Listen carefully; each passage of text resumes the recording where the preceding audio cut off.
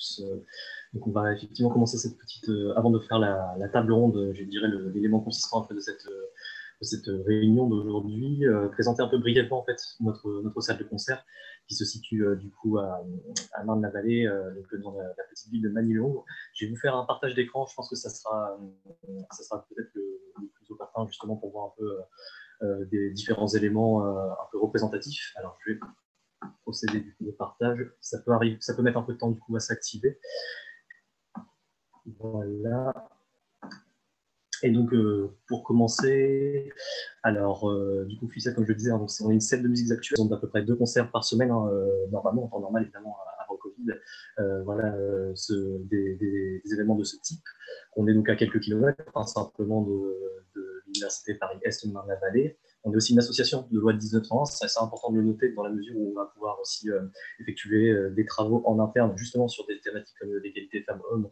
On a cette chance de pouvoir avoir des bénévoles, de pouvoir avoir conseil d'administration et des partenaires institutionnels. Donc, c'est assez important et ça nous tient à cœur justement de participer à des événements comme celui d'aujourd'hui. Et puis, évidemment, on est aussi labellisé SMAC, scène de musique actuelle, via le ministère de la Culture, ce qui va impliquer pas mal de choses sur l'aspect projet culturel, concert, bien sûr, et projet en tout genre.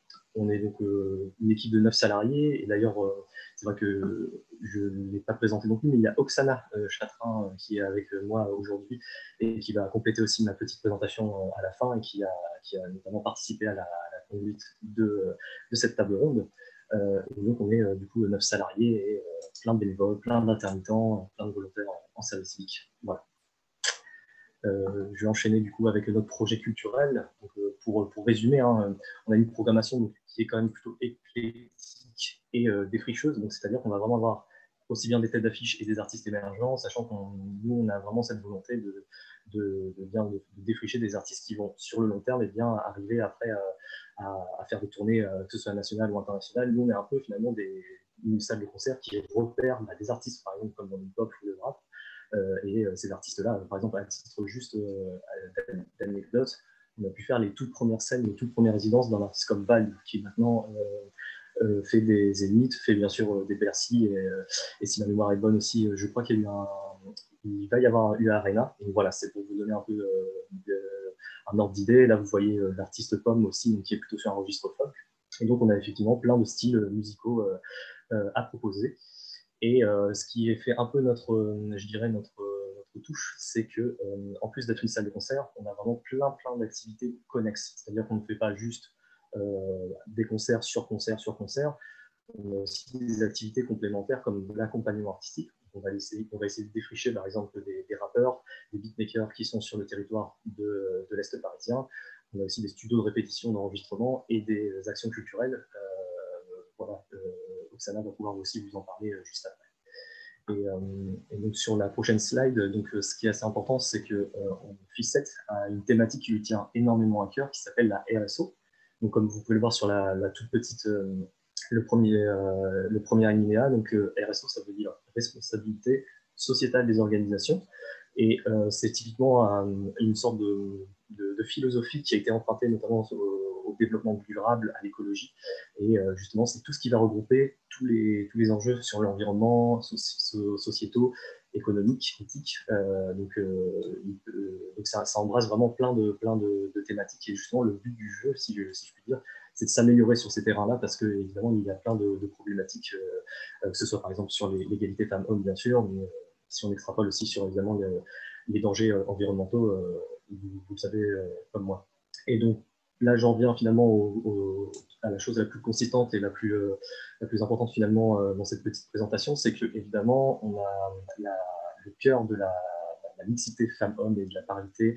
C'est quelque chose de très important à nos yeux et c'est même, je dirais, un fondement historique en fait de cette réflexion RSO. En 2018, on a suivi du coup un dispositif local d'accompagnement. Donc ça s'adresse à des sortes de mini-formations qui s'adressent du coup à des associations. Et on l'a fait justement sur l'égalité femmes-hommes avec un collectif qui s'appelle Plus Égal. Et l'année suivante, on a fait aussi un appui conseil donc financé par la DAS avec Eric Conseil, qui nous a permis justement de se dire maintenant, on sait qu'on a comment dire, des réflexions en interne. Par exemple, on avait fait une clôture de saison spéciale filles en fait en 2018. Notre directrice de notre équipe a fait aussi un mémoire, par exemple, aussi, hein, sur la place des femmes dans les musiques actuelles. Donc il y avait tout cet écosystème, hein, on l'avait, mais là on voulait vraiment faire en sorte que ce soit des travaux maintenant, faire en sorte de s'améliorer concrètement. Et donc on a mis en place un plan d'action grâce à ces formations qui nous ont permis de diagnostiquer différentes choses, hein. À titre informatif, en 2017, on s'est rendu compte, on est loin d'être un cas unique, bien sûr, mais qu'il y avait 11% de notre programmation qui n'était il n'y avait que des femmes. Enfin, pardon, il y a 11% de tous les artistes qu'on programmait, c'était des femmes. Au même titre que 13% seulement des musiciens qui vont dans nos studios, ce sont des femmes. C'est très très peu. C'est très représentatif des musiques actuelles dans leur ensemble, dans le rap, mais pas seulement non plus, hein, faut aussi le souligner. Et donc tous ces petits travaux nous ont permis de déboucher sur un plan d'action. Donc je ne vais pas rentrer dans les détails, mais on a donc 3 grosses thématiques. Et vous pouvez le voir, par exemple, la toute première, être un lieu de vie inclusif à rayonnement territorial. Alors derrière, peut-être ce jargon, on va dire, très politique aussi, hein, on va pouvoir faire justement aussi rentrer des thématiques très précises, des chantiers et des champs d'action, comme justement la parité dans les musiques actuelles. Et si vous voulez vraiment plus de détails, hein, comme je viens de le dire, je ne vais pas rentrer dans les détails, je vous invite simplement à aller sur notre site internet et vous allez pouvoir voir qu'est-ce qu'on peut faire concrètement à l'échelle d'une scène de musique actuelle sur ces questions-là. Voilà. Et donc pour conclure, on a justement donc si vous voulez, fait pas mal de travaux maintenant, puisque ça va faire depuis 2017-2018 qu'on a ces questions-là. Et on a par exemple mis en place différents leviers. Alors évidemment, un des leviers les plus forts et qui va se traduire aussi, hein, sur le volet hip-hop, c'est de définir la mixité femmes-hommes, bien sûr, comme un critère fort en fait, hein, en matière de programmation, mais aussi avec nos intervenants. Hein, donc c'est là pour vous le rappeler après. On est vraiment un point d'orgue à vraiment faire attention à qui on s'adresse. Et si on peut faire justement, on parle de représentativité, bah justement mettre en avant des femmes, ça nous tient à cœur. Et puis voilà, on a pu aussi créer des soirées filles, donc vraiment dédiées à la création féminine. Moi, je suis chargé de communication, donc tout simplement aussi profiter de l'utilisation de l'écriture inclusive, montrer qu'il y a plus de femmes sur nos visuels, que ce soit des photos, des illustrations, comme vous pouvez voir derrière, qui est une illustration d'une graphiste, Anna Wanda. Voilà. Ça participe un peu de toutes ces réflexions-là. Et donc, je vais laisser un peu la parole à Oksana, qui va pouvoir vous dire, bah, elle, de son côté, de son point de vue d'action culturelle, qu'est-ce qu'on a pu mettre aussi en place récemment et même prochainement aussi. Oui, bonjour à toutes et à tous. Donc, Oksana, donc, je suis à l'action culturelle et la programmation jeune public à Filset. Comme l'expliquait Sandra, je suis assez proche de ce que fait la mission Art et Culture, puisque mon travail consiste notamment à proposer des projets à divers publics et les mettre en lien et leur permettre de co-créer avec des artistes. Et c'est notamment ce qu'on fait aujourd'hui par cette table ronde. Donc, on propose divers projets. Il faut imaginer que l'action culturelle, c'est quand même un fort levier de sensibilisation des publics à des questions en tout genre et notamment sociétales. Donc, c'est important pour nous de répondre à cette notion d'égalité, comme le disait Clément. À titre d'exemple, en 2018, quand on a suivi donc, cette formation, on était à 28% d'intervenants femmes pour les actions culturelles. Et aujourd'hui, on est plutôt très proche des 50%. Donc, il y a une belle évolution et une bonne prise de conscience à ce niveau-là. Pareil pour ce qui concerne les spectacles, notamment. Donc, moi, je suis plus axée jeune public. On arrive plus facilement que la programmation générale à approcher cette parité. Mais c'est entre guillemets un combat de chaque jour. On a la chance d'accéder au niveau des publics à une certaine parité, notamment avec les scolaires. Mais je suis amenée à travailler par exemple avec du médico-social, des associations. On y approche aussi. Sauf dans des cas, des milieux très spécifiques comme par exemple le milieu pénitentiaire. Voilà. On a des actions qui sont mises en place et qui sont diverses. Donc, comme je le disais, travailler avec les scolaires sur rencontrer déjà des artistes féminines, travailler à l'accès, par exemple, des jeunes filles à des pratiques aux musiques amplifiées, puisque, comme l'a dit Clément, on voit bien que les musiciennes sont moins présentes, notamment dans nos studios. Favoriser un travail de mixité aussi. C'est plein de petites actions qu'on essaye de mettre au quotidien à Filset notamment. Et c'est aussi donc ce qu'on a proposé quand on a rencontré la mission Agriculture il y a maintenant de ça 1 an. C'était une question qu'on trouvait très intéressante et importante à nos yeux et qui a fait du coup écho avec la mission à l'université. Et de cette table ronde, on a aussi décidé de mettre en place des ateliers d'écriture autour de la réflexion de la place féminité dans le rap et j'ai la joie de donc avoir lauréat comme intervenante auprès donc de plusieurs élèves de l'université. Ce sont donc des ateliers d'écriture qui vont courir jusqu'en mai et qui ont lieu les lundis de 16h30 à 18h30 pour le moment en visio. Voilà, il Voilà. reste encore quelques places, je me permets d'ajouter. Donc, Tout s'il à y a fait. parmi les participants à cette table ronde des étudiants qui souhaitaient rejoindre ces ateliers, qu'ils n'hésitent pas à nous contacter. Dans ce cas, il suffit d'envoyer un petit mail à l'adresse culture@univeiffel.fr. Je suis en train de la noter en même temps dans la conversation et on reviendra très vite vers vous pour vous confirmer la possibilité de vous inscrire ou pas. Merci Sandra.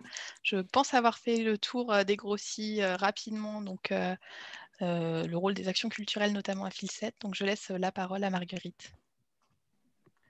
Oui, bonjour à toutes et à tous. Marguerite Andrieux, je suis employée étudiante à la mission égalité de l'Université Gustave Eiffel. Et je vais du coup co-animer cette table ronde aux côtés de Claire Delahaye, qui est maîtresse de conférence dans notre université. Donc merci Oksana, merci Clément pour cette présentation de Filset. Après cette ouverture, du coup, nous allons pouvoir passer aux prises de parole des intervenants et intervenantes, en commençant par Kevan Javadzadeh, pardon. Et puis ensuite, nous écouterons Héloïse Bouton du média Madame Rap. Et ensuite, nous pourrons enfin écouter Lauréat, artiste rappeuse, avant du coup de passer à un temps de questions-réponses. Donc, Kevan Javadzadeh, je vous laisse la parole. Merci beaucoup pour cette présentation et merci plus généralement pour l'invitation. Et bonjour à toutes et à tous, et notamment aux personnes que je ne vois pas sur l'écran, mais qui, je le sais, sont là. Donc, je suis effectivement Kevan Javadzadeh, je suis maître de conférence en sciences de l'information et de la communication à l'Université Paris 8. J'ai sorti récemment un ouvrage qui s'intitule Hot, Cool and Vicious, genre, race et sexualité dans le rap états-unien, qui est en fait un livre qui disons, reprend et prolonge assez largement un certain nombre de réflexions que j'avais menées dans le cadre d'une thèse qui s'était achevée il y a maintenant plusieurs années. Et donc, j'avais souhaité reprendre un petit peu tous les questionnements qui restaient un peu en friche, ceux que je n'avais pas eu le temps de développer dans la thèse, et de reprendre finalement aussi un peu le cours de la discussion sur les questions qui ont à voir notamment avec les débats autour de l'hypersexualisation des artistes, hypersexualisation entre guillemets évidemment, ceux relatifs à la misogynie qui serait caractéristique du genre rap, le rapport également au féminisme des rappeuses, donc un ensemble de choses qui finalement en fait ont beaucoup évolué en l'espace de très peu d'années, en tout cas aux États-Unis, puisque je disais que ma thèse était achevée je l'ai soutenue en 2017, mais l'écriture avait été évidemment avait commencé plus tôt, et les recherches portaient plutôt sur une génération de rappeuses antérieure. Et donc, avec finalement toute cette nouvelle génération de rappeuses autour de Cardi B, mais aussi de Doja Cat, de Megan Thee Stallion, Princesse Nokia et beaucoup d'autres encore, il me semblait qu'il y avait beaucoup de choses qui étaient en train, notamment sur, encore une fois, cette question du rapport au féminisme. Et ça faisait partie des choses que je souhaitais interroger. Donc, peut-être pour dire rapidement ce sur quoi je travaille depuis maintenant une dizaine d'années. Ce sont donc les discours et les représentations qui ont à voir avec ces rapports sociaux de genre, de race et de sexualité, donc à la fois dans et autour de l'industrie du rap, dans une perspective plutôt, disons, de rapport de poids. Donc je considère à la fois la place et à la fois la place des femmes dans cette industrie et également le discours qu'elles peuvent tenir. Et je mets ça en lien, disons, en discussion avec d'autres productions, notamment celles de rappeurs. Peut-être pour entrer dans le sujet là qui nous intéresse le plus directement, cette question des féminités et des masculinités, j'avais identifié donc un certain nombre de moments, disons, qui ont contribué à faire changer les choses. Donc, peut-être pour commencer en partant d'une idée reçue, quelque chose qu'on entend très souvent, et qui a fait les gros titres de beaucoup de médias rap il y a quelque temps, cette idée que finalement les rappeuses ne parleraient que de sexe, voire ne parleraient que de leur sexe, comme certains de leurs pairs masculins peuvent les accuser de manière extrêmement hypocrite. En réalité, si on devait prendre les paroles des rappeurs, je ne suis pas certain qu'ils parlent de beaucoup d'autres choses que de leur propre sexe, mais en tout cas, c'est une critique qu'on a beaucoup entendue à l'époque, notamment à propos de Cardi B. Et donc, l'une des choses que j'ai cherché à faire dans mes travaux, c'était de faire une généalogie, justement, du discours sur la sexualité dans le rap, et notamment dans le rap enregistré par les femmes. Je dis rap enregistré par les femmes et pas rap féminin, même si on peut évidemment en discuter, mais notamment parce que c'est une catégorie, et là aussi c'est une généalogie que j'avais fait, qui n'est pas présente dès les origines et qui est parfois, disons, réfutée par certaines actrices du mouvement. On a un certain nombre de rappeuses qui refusent d'être catégorisées de female rapper, puisque en anglais, le mot de rapper n'a pas besoin d'être mis au féminin ou au masculin, il est épicène. Donc, la généalogie que je faisais sur ce discours sur la sexualité dans le rap, en fait, met en avant quelque chose, c'est que finalement, le fait que les rappeuses parlent de sexe, c'est quelque chose de relativement récent. C'est quelque chose de relativement récent qui, en fait, commence dans les années 90, au tout début des années 90, avec Salt-N-Pepa et leur morceau Let's Talk About Sex, qui est évidemment, j'imagine qu'un certain nombre d'entre vous ici connaissent, avec d'autres groupes qui sont un peu pionniers, BWP et HWA pour Bitches with Problems et Hoes with Attitude, donc deux groupes qui en fait vont reprendre les codes du gangsta rap, jusque dans le nom, on voit qu'il y a un clin d'œil à NWA, mais vont finalement retourner les codes du gangsta rap contre les rappeurs eux-mêmes, à bien des égards, et en fait, c'est un moment assez central dans finalement la redéfinition de l'esthétique du rap enregistré par des femmes, puisque en se faisant hardcore, en tenant un discours, disons, qui est parfois violent, avec une imagerie faite d'armes à feu, faite de relations conflictuelles avec les forces de l'ordre, avec les hommes, etc., finalement, en performant une forme de féminité qui est une féminité à la fois hypersexuelle et ghetto, les rappeuses peuvent tenir un discours qui leur était refusé jusque-là. C'est-à-dire que dans la seconde moitié des années 80, lorsque les rappeuses avec Roxane Chanté, Queen Latifah, MC Lyte, etc., commencent à être plus visibles, elles sont confrontées d'une certaine façon à un dilemme qui est qu'à la fois elles demandent à ne pas être traitées différemment des autres artistes, et en même temps, elles sont obligées de mettre en avant leur identité de femme, puisqu'elles sont discriminées, ou en tout cas traitées un peu différemment. Donc c'est ce que l'historienne John Scott appelle le dilemme de la reconnaissance, et qui va être quelque chose de central dans l'histoire du rap enregistré par les femmes, avec, encore une fois, cette idée que voilà, elles sont un peu piégées, et d'un côté, elles doivent ne pas trop mettre en avant qu'elles sont des femmes, et de l'autre, elles sont ramenées à ça. Ce qui veut dire aussi que l'expression d'un discours sur la sexualité est quelque chose qui est extrêmement compliqué à cette époque, parce que le prestige artistique est largement corrélé à la réputation sexuelle. Lorsque, dans un clash resté célèbre, par exemple, KRS-One veut disqualifier Roxane Chanté, il va dire que finalement, c'est une salope. Et donc, c'est là encore quelque chose où directement, on ramène les femmes à leur sexualité, avec ce qui sera valorisé pour les hommes sera à l'inverse disqualifiant pour les femmes. Et donc, de la même façon, l'expression, au-delà de la sexualité, mais l'expression même d'une féminité est très compliquée dans l'espace du rap des années 80, parce que soit on donne finalement trop de gages de féminité, c'est le cas de Salt-N-Pepa par exemple, et auquel cas c'est quelque chose qui est disqualifiant, c'est pas assez street, c'est pas assez dur, c'est superficiel.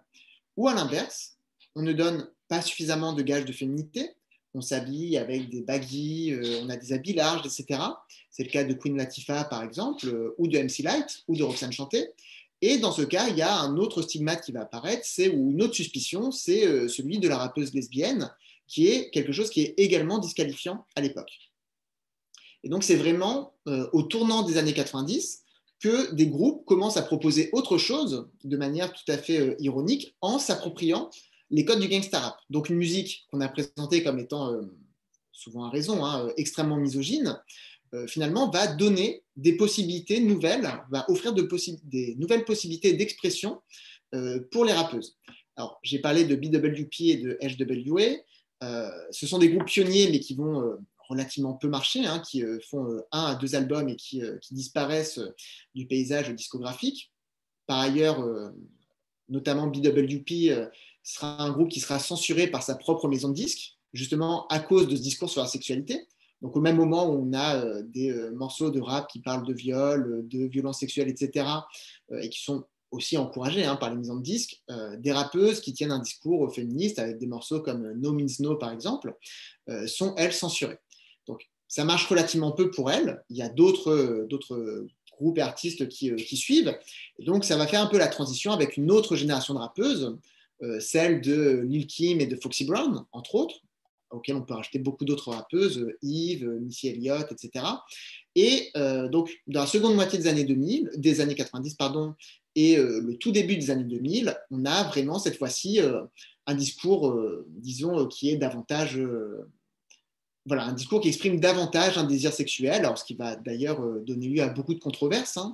Lil Kim et Foxy Brown vont à la fois être tenues comme comme étant celles qui amènent la révolution sexuelle dans le rap, et en même temps comme des traîtres à la cause féministe, etc. Bon, petite anecdote au passage, pourtant, Lil Kim à l'époque est l'une des très rares rappeuses à se dire féministe, ce qui lui vaut malgré tout d'être attaquée par d'autres féministes qui apprécient très peu son discours jugé trop hardcore et où on va dire c'est un féminisme qui cherche uniquement à reproduire ce que font les hommes. Donc, ça, c'est le premier moment, les années 90, enfin, seconde moitié des années 90, où on a une évolution très nette.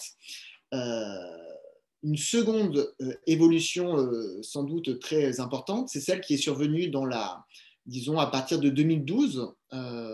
Donc, il y a un grand gap entre les deux périodes qui s'explique aussi par la crise de l'industrie et le fait que les rappeuses ont été largement sacrifiées lorsque, en fait, les ventes de disques se sont effondrées de moitié. Qui est-ce qu'on a mis de côté? Évidemment, ce sont les femmes. Et donc, ça a duré jusqu'à l'émergence de Nicki Minaj et ensuite d'autres rappeuses comme Azealia Banks, Angel Hayes, etc.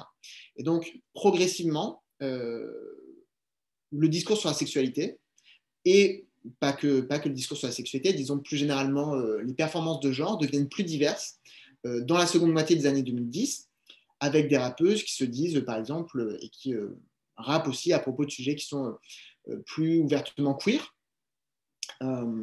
jusqu'à ce qu'une rappeuse comme Young M.A, par exemple, obtienne un disque d'or et même plus que ça, de platine avec un morceau qu'elle publie en toute indépendance, qui s'appelle Où, dans lequel c'est pour la première fois, en tout cas disons, il y avait déjà eu un précédent avec un morceau qui s'appelait Girlfriend de Queen Pen, mais disons que c'est la première fois qu'une rappeuse va, je ne sais pas si c'est devenir mainstream, mais en tout cas, parler à un très large public en enregistrant un morceau écrit depuis un point de vue lesbien.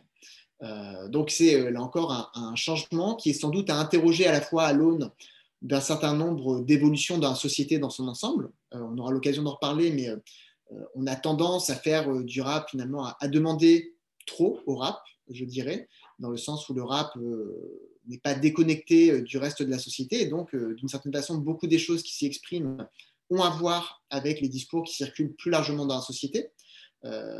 C'est disons, l'un des grands rappels, notamment des féministes africaines-américaines, de dire que le rap, finalement, à bien des égards, y compris le gangsta rap, ne fait que refléter un peu différemment les valeurs dominantes de la société, notamment celles qui ont à voir avec la misogynie et avec le matérialisme. Donc dans les années 2010, ça évolue un petit peu, notamment parce que sur les questions de sexualité, et on a sans doute, disons, une industrie qui est un peu plus inclusive, même s'il y a encore évidemment beaucoup de problèmes. Donc ça commence à changer un peu à ce moment-là, et c'est sans doute aussi lié plus généralement au fait que les rappeuses sont désormais plus explicitement féministes. Et donc, ce sera ce sur quoi je terminerai ma présentation ou cette introduction. C'est là encore le fait qu'on a beaucoup assimilé les rappeuses finalement à des féministes. C'est quelque chose qu'on entend depuis les années 80. Comme elles occupent une place subalterne, comme elles font face à beaucoup de sexisme, etc., forcément elles doivent être féministes. En fait, c'est un peu plus compliqué que ça. Des rappeuses comme Queen Latifah, qu'on faisait des héroïnes de la cause féministe, ne se sont jamais définies comme telles, voire même mettaient le mot à distance, disaient jamais moi je me dirais féministe, le féminisme c'est quand on déteste les hommes, etc.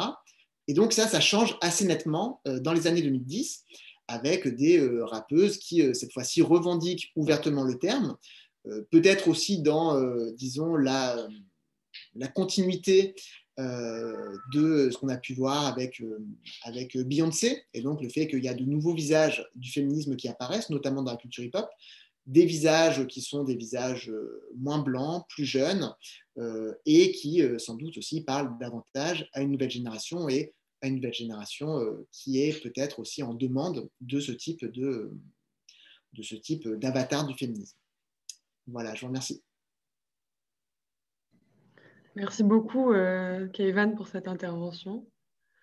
On va pouvoir écouter Héloïse Bouton, du coup, du média Madame Rap. Héloïse, c'est à vous. Bonjour, merci pour l'invitation. Merci à tout le monde qui est présent ou présente. Moi, je vais plutôt vous parler donc de la création de Madame Rap, de ce que c'est et de ce qui m'a poussée à lancer ce projet. Donc, comme ça a été dit en présentation, à l'origine, moi, je suis journaliste indépendante et où j'ai pas mal travaillé à la base dans la musique, et en souhaitant travailler sur des thématiques telles que le rap, mais ayant beaucoup de difficultés à le faire, notamment tout simplement pour des raisons de sexisme structurel, où en tant que journaliste pigiste, je proposais régulièrement des sujets sur des femmes dans le rap ou sur le rap, mais souvent on préférait me laisser des sujets plutôt en lien avec le R&B, parce que dans l'esprit des rédacteurs en chef, c'était plus des sujets de femmes, ou en tout cas, j'étais plus apte à traiter ces sujets-là, et on allait envoyer des journalistes garçons traiter des sujets un peu plus virils, faire des interviews de Rof et de Booba, et moi chroniquer le dernier album des Destiny's Child. C'était un peu, je caricature un peu, mais c'était un peu ça. Et d'autre part, après, quand je dis ça, c'était avant les années 2010, donc après, ça a un peu bougé quand même. Mais malgré tout, après ça, le fait de proposer des sujets sur les femmes dans le rap ou les LGBT+ dans le rap, c'était souvent perçu par les rédacteurs ou rédactrices en chef comme des sujets de niche qui n'intéressaient pas du tout le grand public. Et mes sujets étaient tout le temps retoqués. Et je pense qu'une des raisons qui a fait que j'ai créé Madame Rap, ce n'est pas la première, mais c'est clairement une des raisons par rapport à mon travail et à certainement une frustration de ne pas pouvoir m'exprimer sur ces sujets, c'est de créer mon propre média, mon propre espace dans lequel je pouvais parler de ces thématiques en fait. Sachant que moi, avant ça, donc avant d'être journaliste, j'avais fait des études d'anglais et j'avais fait un mémoire de master sur la place des femmes dans le rap aux États-Unis. Donc, c'était un peu un sujet qui traînait dans mes tiroirs depuis longtemps et qui m'intéressait depuis longtemps. Donc, j'ai créé Madame Rap en août 2015.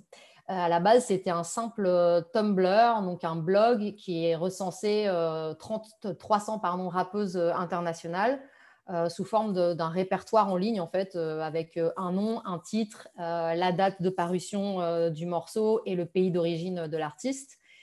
Et très rapidement, en créant ce Tumblr, j'avais créé avec une adresse mail. J'ai reçu beaucoup de messages de rappeuses, principalement francophones, mais pas que. Il y avait aussi quelques rappeuses internationales qui m'ont dit comment faire pour figurer sur ton blog. Et moi, je ne m'attendais pas du tout à ça. L'idée initiale, c'était plutôt un répertoire, comme je l'ai dit. Et le fait qu'il y ait cette demande de la part d'artistes m'a fait réfléchir au fait de plus éditorialiser en fait ce projet et de créer un véritable média, un espace où elles puissent avoir la parole, où il y ait des interviews, où il y a un peu plus de contenu en tout cas autre qu'un simple répertoire. À la base, la volonté vraiment de créer ce site, c'était évidemment en numéro 1 pour visibiliser les rappeuses et aussi les artistes LGBT+ dans le rap, pour dire non, il n'y a pas que Diams en fait, puisque souvent en France en tout cas, quand on parle de rappeuse, le premier nom qui vient c'est Diams, voire le seul. Et quand j'en parlais dans mon entourage, à chaque fois que je disais que j'écoutais des rappeuses, on me disait mais qui t'écoute, il n'y en a pas, il n'y a que Diams. Ou éventuellement ceux qui écoutent un peu de musique internationale ou anglophone pouvaient citer éventuellement peut-être Lauryn Hill ou Missy Elliott, mais ça s'arrêtait là. Et donc c'était pour montrer que moi j'ai jamais cherché à écouter des rappeuses, mais elles étaient là pourtant, elles étaient accessibles.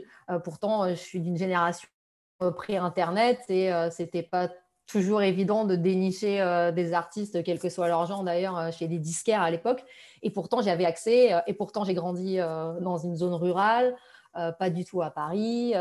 Enfin voilà, donc c'était pour montrer que ces rappeuses existaient bel et bien dans un premier temps et que le problème, en tout cas à l'époque où je l'ai lancé, moi, mon impression, c'était plus leur visibilisation que le fait qu'elles n'existent pas. Donc ça, c'était le premier point. La deuxième chose qui m'a poussée à lancer ce projet, c'est, tout en visibilisant ces artistes, l'envie de déconstruire le préjugé que le rap est la musique la plus sexiste et la plus homophobe. Au contraire, j'avais envie de montrer que le rap peut être un outil et un espace de liberté pour les femmes et les personnes queer pour s'exprimer, que le hip-hop était une culture inclusive et plurielle. Et que contrairement à ce que les médias mainstream véhiculaient ou aux clichés qu'on pouvait avoir, le rap hyper viril, hyper macho, le gangsta rap ou toutes ces imageries super testostéronées étaient une toute petite partie du rap. Et j'avais envie de rappeler qu'il n'y avait pas un seul rap, mais des raps, et qu'il était aussi possible d'écouter plein d'autres choses qui n'ont rien à voir avec cette imagerie-là qui est véhiculée de manière écrasante par les médias traditionnels. Après, je pense que le dernier point qui m'a poussée à lancer Madame Rap, c'était aussi par rapport à mon expérience personnelle en tant que militante féministe et LGBT+, depuis une dizaine ou une quinzaine d'années à l'époque.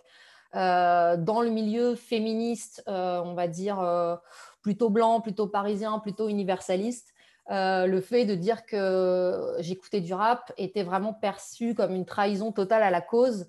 Et par le projet Madame Rap, j'avais envie aussi de déconstruire cette idée-là et de montrer que, contrairement à ce qu'on pense, le rap et le féminisme ne sont pas incompatibles, ou même antagonistes pour certains. Au contraire, oui, on peut tout à fait être féministe et queer et aimer le rap. Et de dire aussi, j'étais assez fatiguée qu'on me renvoie tout le temps ce prétendu paradoxe, alors qu'on ne va jamais dire à une féministe qui écoute Claude François, Julien Clerc, qui a regardé des films de Woody Allen, de Polanski, ou qui a lu Alexandre Dumas ou Voltaire, que c'est une mauvaise féministe. Pourtant, toutes ces personnes que j'ai citées ont certainement des problèmes avec les femmes, et je pense que c'est un euphémisme. Mais voilà, c'était aussi pourquoi tout le temps désigner le rap comme le principal responsable des violences sexistes, des violences verbales en tout cas, et dans l'imagerie aussi des clips, et homophobes, alors que c'est complètement faux. Et comme le disait Kevin tout à l'heure, c'est aussi un reflet, pour moi, c'est principalement un reflet, un miroir de notre société dans son ensemble.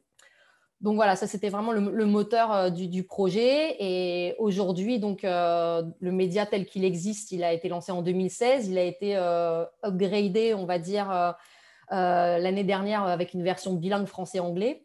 Et aujourd'hui, voilà, il y a près de 200 interviews, si je ne dis pas de bêtises, d'artistes internationaux sur le site. Il y a un répertoire donc en ligne qui recense des rappeuses par catégorie, par pays, aussi par ordre alphabétique. Elles sont près de 2000 recensées aujourd'hui, dont près de 300 en France. Il y a aussi une catégorie qui recense des rappeuses et rappeurs queer. Je crois de mémoire, il y en a à peu près 250 dans le monde entier. Voilà, ça c'est le volet média en ligne. Et l'autre volet de Madame Rap, c'est le volet associatif qui mène des actions culturelles, organise des groupes de parole sur les thématiques qui sont propres aux médias aussi, donc de la visibilisation toujours des femmes dans le rap et des LGBT+. autour des questions, des croisements entre les féminismes et les raps, qui organise aussi des tables rondes, des conférences, des concerts, des open mic, toujours pour tenter de visibiliser ces artistes-là, principalement émergentes, mais pas que. Évidemment, tout ça, c'est en temps normal, dans un contexte sanitaire qui n'est pas le nôtre actuellement. En ce moment, heureusement, justement, grâce aux médias en ligne, ça a permis quand même à Madame Rap de conserver une activité, voire même de développer davantage de choses. Et là, il y a un projet d'atelier qui est en cours et qui, comme de votre côté, se passe également en Zoom pour le moment. On l'espère qu'il va pouvoir finir autrement. Mais voilà, ça, c'était vraiment pour l'aspect du média. Après, je dirais très brièvement sur l'évolution peut-être depuis le début du projet. Moi, je suis assez frappée de l'explosion du nombre de rappeuses, en fait, en tout cas sur les médias, les réseaux sociaux que moi je suis, parce que c'est un peu là que je vais dénicher, que je fais de la veille permanente, on va dire principalement, c'est Instagram, YouTube un peu, Facebook et SoundCloud. C'est un peu les 4 plateformes que j'observe très régulièrement. Et voilà, quand j'ai commencé à suivre des artistes, je m'étais dit, bon, bah, pour lancer le média, je vais faire un post par jour qui va relayer l'actualité d'une rappeuse qui vient de sortir dans un de ces médias-là. Et de 1, avec le temps, c'est passé à 3 posts par jour, donc à peu près 15 posts par semaine. Normalement, je ne poste pas le week-end. Et aujourd'hui, je dois choisir les artistes que je partage tous les jours, tellement il y a de choix. Alors qu'avant, je peinais à en poster une par jour. J'ai l'impression qu'il y a des semaines où il y a 35 nouveaux titres de rappeuses en France ou dans le monde, et que je dois choisir lesquels je vais relayer, pour quelles raisons, quelle hiérarchie on va faire, est-ce que celle-là mérite plus d'être visible que celle-là. Enfin, et du coup, pour moi, c'est assez exceptionnel. Enfin, c'est inespéré, j'ai envie de dire, parce qu'en 5 ans, il y a eu vraiment, je ne sais pas si c'est principalement lié aux réseaux sociaux, parce que je pense que ça aussi, ça aide beaucoup à l'émergence de nouveaux artistes, quel que soit leur genre d'ailleurs. Mais il y a vraiment une explosion, je trouve, du nombre de rappeuses et qui, en plus, arrivent à être autosuffisantes grâce à ce fonctionnement d'Instagram ou encore une fois des réseaux, et qui créent leur propre communauté, leur propre public, et parfois arrivent jusqu'à s'autoproduire et à l'époque, en tout cas, jusqu'à être programmées dans des salles, dans des lieux, des festivals, sans aucune structure, sans aucun encadrement professionnel autour d'elles, aucun entourage. Et ça, je trouve que c'est super encourageant. Juste le dernier petit point négatif pour conclure, c'est que malgré tout ça, j'ai l'impression que les médias traditionnels ne suivent pas, sont toujours en retard par rapport à cette progression énorme, et qui vont continuer à faire des papiers sur oh là là, mon Dieu, une femme qui rappe, mais qu'est-ce que c'est exotique, comment est-ce possible, est-ce que c'est pas trop violent dans ce milieu hyper masculin d'être une rappeuse, et ils vont faire des papiers entiers là-dessus sans jamais s'intéresser au contenu artistique que proposent ces artistes-là.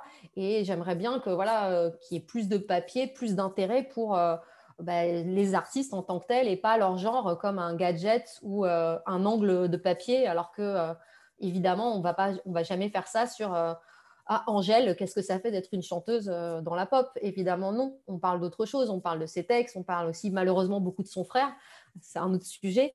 Mais voilà, en tout cas, je trouve ça dommage qu'on ne s'intéresse pas plus aux artistes pour qui elles sont et ce qu'elles ont à proposer, et qu'on les réduise encore largement à leur genre, ou alors à une espèce de phénomène de mode, de pop féminisme ou de girl power, en mettant ça en avant et pas du tout leur musique. Voilà, merci. Merci beaucoup, c'était très intéressant. Du coup, on va pouvoir écouter le témoignage d'une artiste rappeuse. Donc, Lauréat, je vais vous laisser la parole. Merci, bonjour à toutes et tous.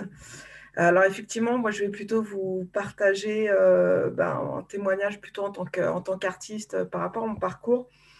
Donc moi je pratique le rap depuis, enfin déjà je suis tombée amoureuse du rap dans mon enfance, donc c'était milieu des années 80. Et j'ai commencé à pratiquer le rap en tant qu'adolescente, on va dire dans les années 90, milieu des années 90. Et je faisais partie d'un groupe, donc à l'époque j'habitais du côté de Sarcelles, donc un groupe sarcellois. où j'étais entourée principalement de deux hommes, donc un groupe purement mixte pour le coup, avec un homme qui rappait avec moi et un DJ également. Et alors c'est vrai qu'à cette époque-là, ce qu'on constate aujourd'hui par rapport à cette misogynie, enfin ce côté où les femmes ne sont pas mises en valeur, mises en évidence, existe depuis toujours. Enfin, moi, en tout cas, je l'ai toujours connu déjà depuis cette époque-là. C'était pas évident de... En fait, il faut toujours prouver qu'on peut faire mieux ou plus que les hommes pour être vu. Sinon, on est d'office, en fait...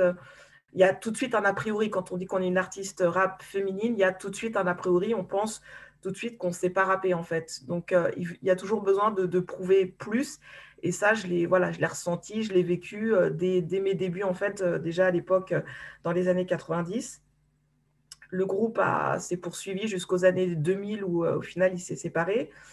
Et j'ai repris, moi, le rap au début des années 2000, vers 2004-2005, cette fois en solo.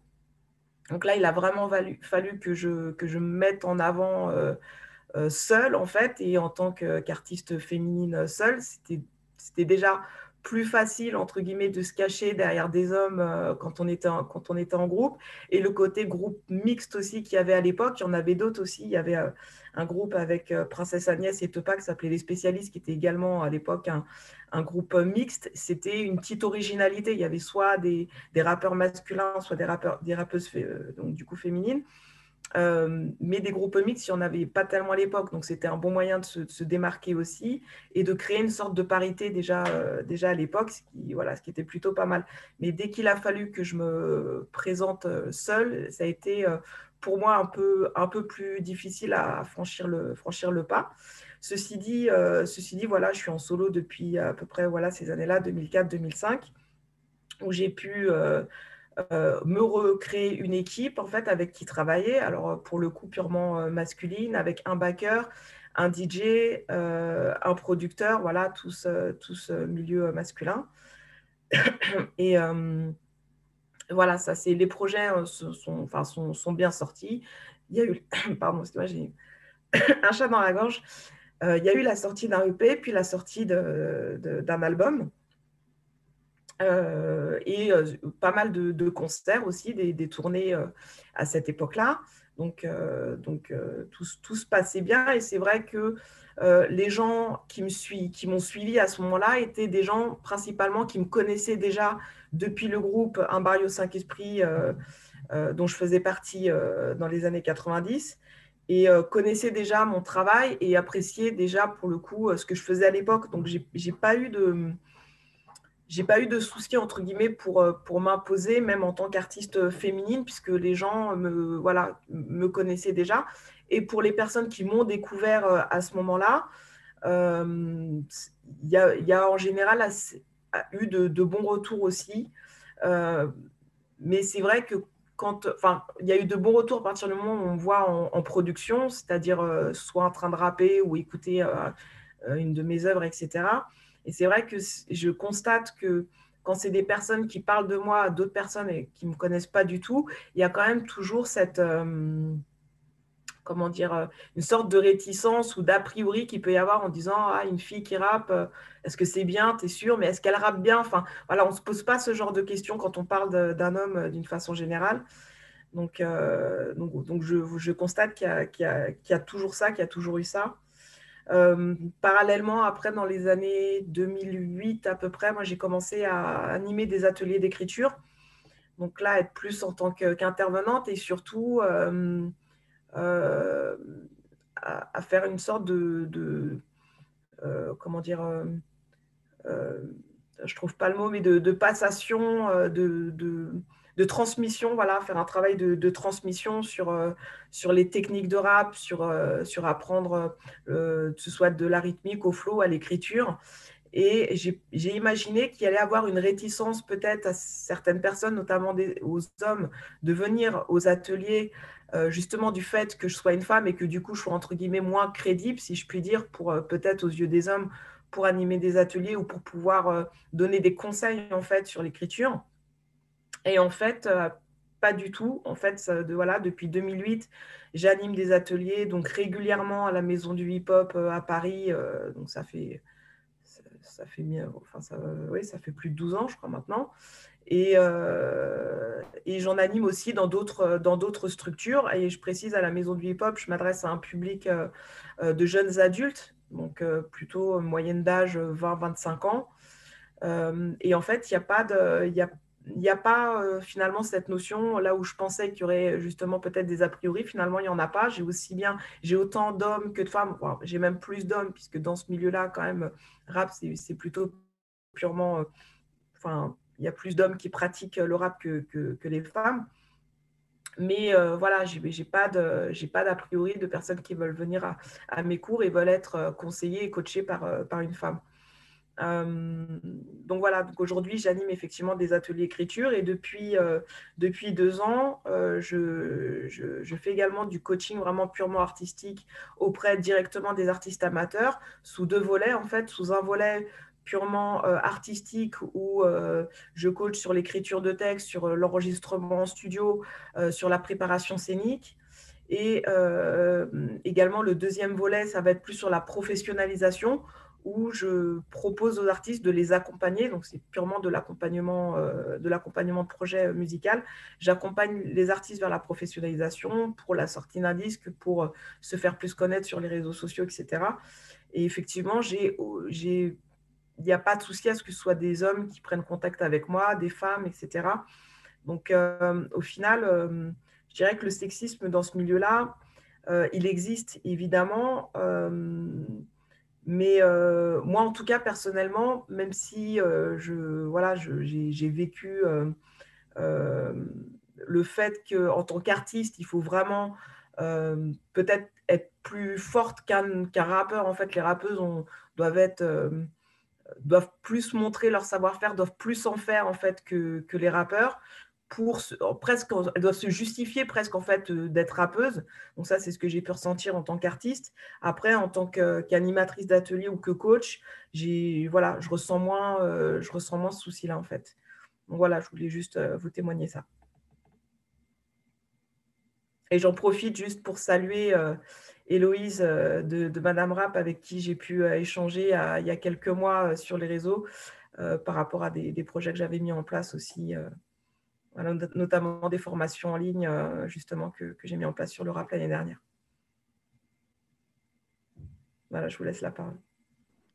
Merci beaucoup, c'était un témoignage très intéressant. On va peut-être pouvoir passer aux questions du public si vous en avez, ou alors je vais pouvoir laisser la parole à Claire Delahaye qui voulait poser une question. Donc le public, n'hésitez pas si vous voulez intervenir. Bonjour à toutes et à tous. Je vous rappelle d'ailleurs que si vous souhaitez poser des questions, vous pouvez lever la main ou bien poser vos questions dans l'onglet « Converser » et nous prendrons en compte vos questions. Et aussi, je vais vous envoyer dans l'onglet « Converser » le lien vers le site de la mission Égalité de l'université. Comme ça, vous aurez la présentation de la mission. Et donc, nous sommes absolument ravis d'être là aujourd'hui pour participer à cette table ronde. Et je tenais aussi à remercier nos intervenants. Donc, pour lancer le débat et lancer la première question, en fait, je voulais revenir sur un point qui a été soulevé par plusieurs de nos intervenants. Par exemple, Héloïse, vous avez parlé de préjugés, d'une imagerie stigmatisante autour du rap. Et justement, la question que je voulais vous poser, c'est à votre avis, que je voulais vous poser à tous les trois, à votre avis, d'où vient, selon vous, ce préjugé du rap comme de la spécificité peut-être du rap comme misogyne? Est-ce que vous avez des éclairages à nous donner sur cette question? Merci. Alors, vous pouvez prendre la parole à chacun votre tour. Je crois que Héloïse va intervenir. Moi, je veux bien y répondre. Moi, ce que je dis toujours, c'est que je pense que le rap souffre beaucoup de mépris et beaucoup de condescendance de la part de la culture dominante, des dominants en général pour le rap, qui, pour moi, porte un regard raciste et classiste sur cette musique. C'est-à-dire qu'on va désigner des personnes qui viennent de quartiers prioritaires dans la tête des dominants, puisqu'aujourd'hui, on sait très bien que le rap, et d'ailleurs depuis très longtemps maintenant, n'est pas du tout fait par des personnes de la grosse banlieue, cette fameux endroit, on ne sait pas trop où c'est, mais il y a aussi des rappeurs et des rappeuses bourgeois, blancs. Ça fait très longtemps que c'est plus l'apanage des personnes racisées, et ça l'a jamais vraiment été en France. En tout cas, c'est plus une question de race entre guillemets aux États-Unis et de classe en France. Et du coup, voilà, c'est parce que ces populations sont déjà stigmatisées de toute façon dans la société qu'elles se retrouvent aussi désignées comme les responsables du sexisme et de l'homophobie, par exemple, dans la musique. Et moi, c'est ce qui m'agace toujours quand on me dit oui, mais regarde les textes de certains rappeurs, regarde les clips. Et moi, il n'y a aucun problème pour parler de ça. Et en effet, il y a du sexisme et il y a de l'homophobie dans certains raps et de la part de certains artistes, dans certains textes. Mais dans ce cas-là, on parle de tout. On parle du sexisme dans toute la musique populaire française. On parle du sexisme dans le cinéma. On parle du sexisme en politique. On parle de tout. En ce moment, on en parle de plus en plus d'ailleurs, de PPDA à Gérard Depardieu, en passant par Gabriel Matzneff. On parle de tout ça, et heureusement. Mais je trouve que c'est vraiment le problème, c'est ce deux poids, deux mesures, et le fait de désigner des hommes et leur masculinité, on va dire, fantasmée, ou également réduite à plein de préjugés et de clichés, comme étant les responsables de tous les maux envers les femmes et les minorités sexuelles en général, alors que toute la société est sexiste et homophobe. Il faut arrêter de rendre le rap responsable de tout ça, quoi. Oui, je souscris entièrement à ce que Héloïse vient de dire. Je pense qu'il y a effectivement des dynamiques peut-être un petit peu différentes entre la France et les États-Unis. Alors, les États-Unis que je connais davantage, en tout cas pour cette question-là. Je pense malgré tout que même si tu as raison, Héloïse, hein, le fait que le rap, en France notamment, en fait, est très loin d'être fait uniquement par des personnes racisées ou qui viennent de banlieue, il y a malgré tout dans l'esprit des médias cette association qui est faite entre banlieue et rap, ne serait-ce que dans les appellations de ce qu'on qualifie de musique urbaine, par exemple, c'est aussi en lien avec les politiques de la ville. Et donc, ça a à voir avec tout ce qu'on appelle, ce que Marion Dalibert, par exemple, appelle la racialisation du sexisme, et comment on fait de certains sujets, donc la misogynie, l'homophobie et d'autres choses encore, quelque chose qui serait finalement non pas la chose peut-être la plus partagée à l'échelle de la société, mais vraiment le propre des banlieues et des personnes qui y vivent, et plutôt donc des jeunes hommes racisés. Donc c'est quelque chose qui est très présent et qui explique sans doute à la fois l'illégitimité paradoxale du rap, une musique qui vend énormément, qui est celle qui vend le plus, qui est le plus écoutée, et en même temps qui est très mal appréciée des médias, en tout cas des médias généralistes, et aussi cette focalisation sur des problématiques, disons, sociétales entre gros guillemets, mais c'est-à-dire qu'on va faire peser sur le rap une responsabilité particulière, on va lui dénier par exemple le second degré, etc.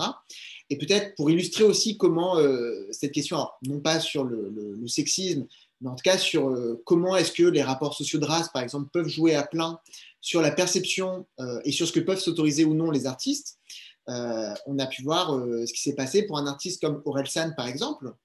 Orelsan, à qui on va reconnaître des capacités finalement de mise en scène, c'est de la distanciation, etc. Et c'est quelque chose qui avait été dit au procès, par exemple, d'un autre rappeur qui s'appelle Nick Conrad, à qui on avait nié justement tout second degré. Orelsan, lui, c'est magnifique, c'est du second degré. Et vous, et donc il s'agissait d'un rappeur noir, ce que vous dites lorsque vous affirmez pendez les blancs, ça ne peut être que du premier degré, c'est quelque chose, vous ne pouvez pas mettre de la distance avec ça. Et donc, c'est quelque chose qu'on observe d'ailleurs dans beaucoup d'autres pays, pas uniquement en France. Le rap est une musique à qui que l'on accuse d'être toujours au premier degré. Et donc, d'ailleurs, assez fréquemment, on va ressortir des paroles de rap dans des procès. Et donc, si un rappeur, par exemple, était sexiste dans sa musique et qu'il va être accusé, je ne sais pas, de violence sexuelle, c'est qu'il y avait un lien entre les deux. Ou alors, si il est accusé de meurtre, on va ressortir des paroles en considérant que finalement, s'il le disait dans ses paroles, c'est que ça devait être vrai d'une certaine façon. Donc, le rap est vraiment une musique qui est prise au premier degré, en tout cas par un certain nombre de gens dans la société, et finalement c'est renforcé, disons, par les propriétés sociales de certaines personnes qui font du rap.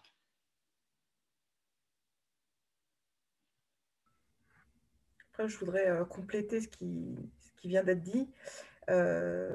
Juste rappeler en fait aussi le contexte dans lequel est issu le rap à la base.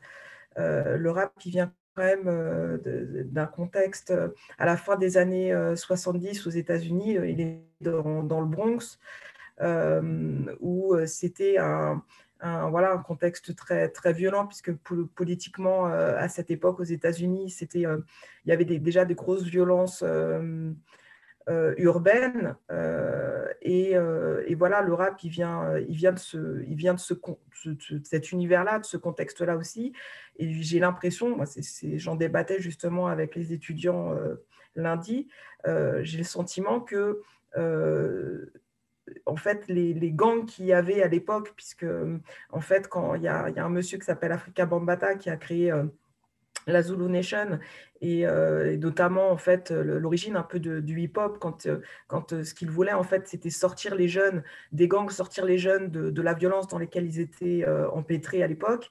Enfin, à l'époque, ça existe toujours, mais en tout cas dans ce contexte-là, à la fin des années 70, et qu'il a décidé que comme il y avait l'émergence de ces disciplines qui étaient le graffiti, le DJing, la danse hip-hop, et donc les débuts du rap, à essayer d'en faire quelque chose de positif en fait pour les jeunes de l'époque et les sortir de la misère sociale dans laquelle ils étaient. Et je pense que du coup, le fait que ça vienne de ce contexte-là, c'est déjà à la base peut-être plus purement masculin que féminin en fait. Je pense que même si les femmes étaient effectivement, les femmes existaient dans ce contexte-là, c'est pas ce que je veux dire, mais je dirais que ce contexte violent qui était là à cette époque concernait peut-être plus les hommes. On parlait beaucoup des gangs, voilà, que les femmes en fait. Donc j'ai l'impression que c'est aussi quelque chose qui restait avec le temps. Et peut-être, si je peux me permettre simplement aussi pour aller dans ce sens-là, je pense que ça suppose d'interroger finalement le rôle que peut jouer, y compris en fait à la fois les maisons de disques, donc l'industrie dans son ensemble, et le public. C'est-à-dire qu'on sait très bien, par exemple, que le discours le plus misogyne dans les années, fin des années 80, début des années 90 aux États-Unis, il était encouragé par des maisons de disques qui s'étaient rendu compte qu'en fait, plus les rappeurs étaient misogynes, plus ça plaisait au public blanc, adolescent, de classe moyenne. Donc là aussi, en fait, c'est le fait d'attaquer le rap sur son sexisme, sur son homophobie, c'est aussi une façon peut-être de ne pas regarder, en tout cas pour un certain nombre d'acteurs, de ne pas regarder leurs propres responsabilités en la matière. Je pense en effet, pour te rejoindre, Kévan, c'est qu'effectivement, l'industrie du disque qui est pour beaucoup dans cette image du rap, puisqu'effectivement, plus ça va être cliché finalement, et plus ça va être vendeur en fait. Donc, je pense qu'il y a toute une image commerciale en fait qui à mettre autour de ça. Pour les hommes, on va les rendre encore plus sexistes, encore plus caricaturaux, en leur collant une arme, une femme nue près de la piscine, un verre d'alcool et parler de drogue. Ça va être beaucoup plus vendeur de son côté. Et pour la femme, en la mettant toujours plus sexy, parce qu'en fait, une femme sexy, c'est les codes de la société de consommation moderne, bah voilà, ça va la faire vendre aussi. Donc je pense que effectivement l'industrie joue beaucoup. En fait, on rajoute beaucoup sur ces images-là d'hypersexualisation en fait des genres dans le rap. Pour te rejoindre. Si je peux peut-être me permettre une précision, merci pour vos interventions déjà. Et je me demande si quand même, et déjà à la création du hip-hop, il n'y a pas eu aussi un effet de mécompréhension, alors comme tu disais, Kévan, hein, de ce second degré, comme tu disais, Lauréat aussi, du fait de rendre compte, hein, comme Afrika Bambaataa aimait à le dire, hein, Love, Peace and Unity, de rendre compte aussi de vraies difficultés de terrain qui se sont petit à petit transformées par des effets justement de médiatisation, de réappropriation, etc., en une véritable incompréhension des intentions premières du rap, qui était une dénonciation d'une situation aussi, qui petit à petit s'est quand même cristallisé, oui, autour d'un discours, effectivement, qui soit violent, misogyne, etc. Je me demande s'il n'y a pas quelque chose au niveau des stratégies même, en fait, mises en place dans le hip-hop, qui peuvent expliquer aussi qu'on, très rapidement, hein, fin des années 80, on en soit arrivé à ce genre de discours, et un discours qui a été relayé, amplifié, bien évidemment, par l'effet de communication, de médiatisation, et une sorte de nouveau sens qu'on aurait pu donner presque au rap, qui n'était pas forcément, il me semble, en tout cas, les intentions premières des auteurs, en tout cas pas de tous, dans les débuts. C'est assez clair dans les années 80, comme tu le disais, sur le fait, par exemple, tout ce qu'on appelait les rap-réponses. C'est-à-dire qu'une grande mode dans les années 80, c'était un rappeur qui enregistre un morceau sexiste et une rappeuse qui lui répond, et parfois même avec le soutien du rappeur qui avait tenu des propos sexistes. Et donc, y compris des groupes de gangsta rap, donc Eazy-E par exemple, qui enregistre, qui va produire des rappeuses qui vont elles-mêmes finalement l'attaquer sur sa masculinité, etc. C'était des choses qui étaient très présentes et qui avaient à voir avec la nature, en fait, avec le dialogisme en fait dans le rap. Donc il y avait ces choses-là. Ensuite, effectivement, l'industrie a joué à fond cette carte-là, et ça me fait penser, hein, Lauréat, ce que tu disais sur ce qu'a répondu en fait Cardi B il n'y a pas longtemps, hein, quand on l'accusait justement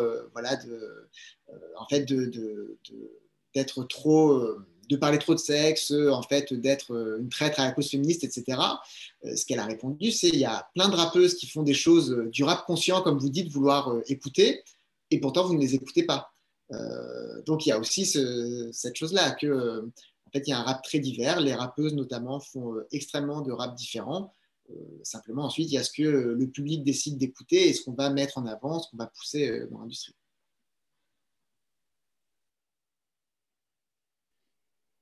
Merci pour vos réponses à ces questions. N'oubliez pas d'éteindre vos micros lorsque vous n'avez pas la parole. Et vous pouvez aussi, je le rappelle, poser des questions dans l'onglet Converser. Donc, nous avions Joanie Sello qui avait demandé la parole. Donc, la parole est à vous si vous souhaitez poser une question. Oui, je voulais revenir sur le parcours de lauréat. Vous avez dit que à partir de 2008, vous avez vous êtes réorienté vers plus un métier d'intervenance. Et je voulais savoir si le fait que vous ayez pris ce chemin-là n'a pas été poussé par les hommes de votre entourage ou votre expérience. Merci pour la question, Joanie. Non, je ne dirais pas qu'il a été influencé ou poussé par des hommes. Ça a été vraiment une décision de ma part dans le sens où… Alors moi, je le suis un peu moins là, ces 2-3 dernières années, mais je continue d'être… Enfin, en tout cas, en 2008-2010, même quand j'ai commencé à faire de l'animation d'atelier, je continuais d'être artiste à côté et ça, je suis toujours artiste, même si, voilà, comme je le dis, ces 2-3 dernières années, je pratique un peu moins et je suis vraiment plus dans la transmission. Mais en tout cas, quand j'ai démarré les ateliers, je faisais les deux. Et j'ai fait ce choix plus parce que j'avais l'impression que c'était une continuité ou une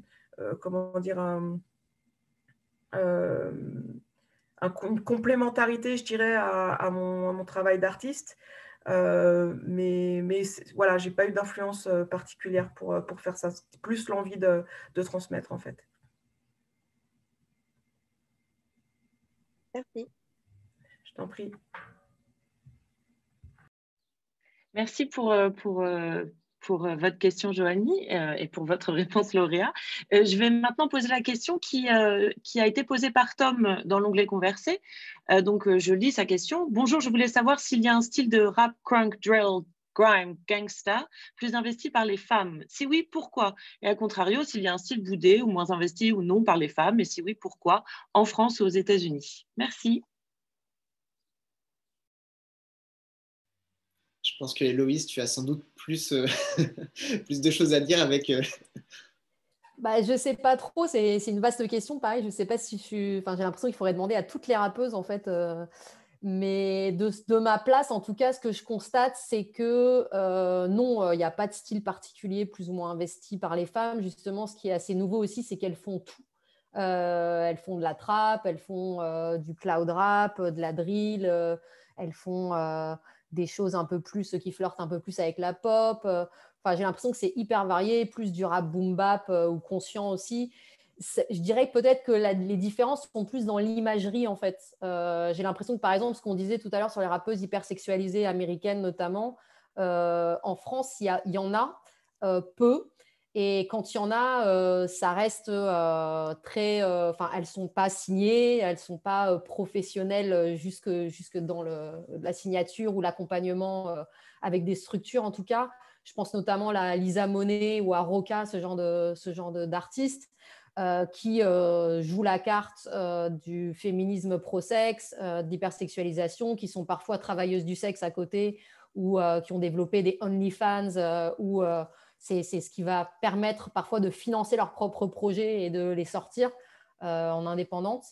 Mais c'est plus dans cet endroit-là que ça se joue pour moi. Et j'ai l'impression que des rappeuses grand public qui jouent vraiment à fond la carte de l'hypersexualisation, comme on peut le voir aux États-Unis, il n'y en a pas vraiment en France. Il y a eu Shy, mais c'est beaucoup plus shy, justement. C'est beaucoup plus timide que ces concerts américaines, je trouve.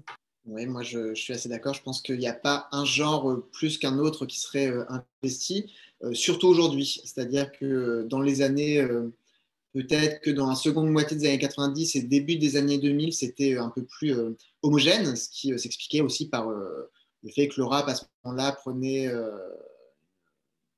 avait une force de frappe commerciale très grande et c'était un peu nouveau, donc on avait tendance à homogénéiser un peu la production. Aujourd'hui, et je rejoins ce que tu disais, Loïs, sur le rôle aussi alors à la fois des réseaux sociaux et aussi, je pense, des plateformes de streaming. Tout ça mis ensemble permet à des rappeuses, finalement, en fait, d'avoir une plus grande liberté et, disons, une plus grande amplitude de choix de positionnement artistique. Et c'est très clair, je parlais de Young M.A tout à l'heure. Donc, Young M.A raconte que avant d'obtenir en fait, le titre qui l'a fait connaître, quand elle allait voir les maisons de disques disaient bon, bah, ok, mais tu peux, en gros, d'accord, tu as le droit de dire que tu aimes les femmes, mais dis que tu aimes aussi les hommes, et puis mets une jupe, ça passera mieux, etc. Et donc, en fait, on l'aurait formaté vers quelque chose. La raison pour laquelle elle a marché, c'est précisément parce qu'elle était très différente de toutes les autres rappeuses. Et c'était quelque chose de vraiment qu'on attendait, qui était extrêmement novateur, etc. Et donc, on voit aussi à quel point l'industrie, ce qui est logique d'une certaine façon, son rôle, c'est d'homogénéiser, de faire entrer dans des cases. Et le streaming, les réseaux sociaux, etc., font que aujourd'hui, les rappeuses se laissent beaucoup moins enfermer dans ces cases-là. Et même, prenons une rappeuse comme Cardi B, en fait, elle peut passer d'un style à un autre, d'une langue à une autre, etc. Il y a sans doute aujourd'hui, et c'est pareil en termes de styles régionaux, hein, pendant longtemps, le rap était caractérisé par des styles très régionaux. On ne faisait pas le même rap à New York qu'à Atlanta, que dans d'autres endroits. Aujourd'hui, c'est très différent. C'est-à-dire qu'on écoute du rap qui vient d'à peu près partout dans les États-Unis. On peut faire de la trap à New York et un style de rap plus new-yorkais à Los Angeles, par exemple. Ce sont des choses qui sont des évolutions, je pense, relativement récentes aussi. Et voilà, donc c'est pas un style en particulier qui soit à la fois plus investi ou boudé par des rappeuses, en tout cas, il me semble. Peut-être une autre évolution marquante, je pense là, non pas simplement du côté des femmes rappeuses, mais aussi du côté des hommes, et la féminisation de certains actes de performance, etc. Des voix aussi qui sont, pour plusieurs productions, des voix androgynes, donc une espèce d'ambiguïté en fait, hein, volontairement, et qui devient là aussi presque, on pourrait le dire, hein, une frange médiatique du développement de plusieurs scènes. Et qui va, je pense, véritablement, enfin, qui a ouvert de nouveaux types de discours, d'un côté comme de l'autre, hein, puisqu'on est autour de cette table, autour des questions des féminités, mais aussi des masculinités.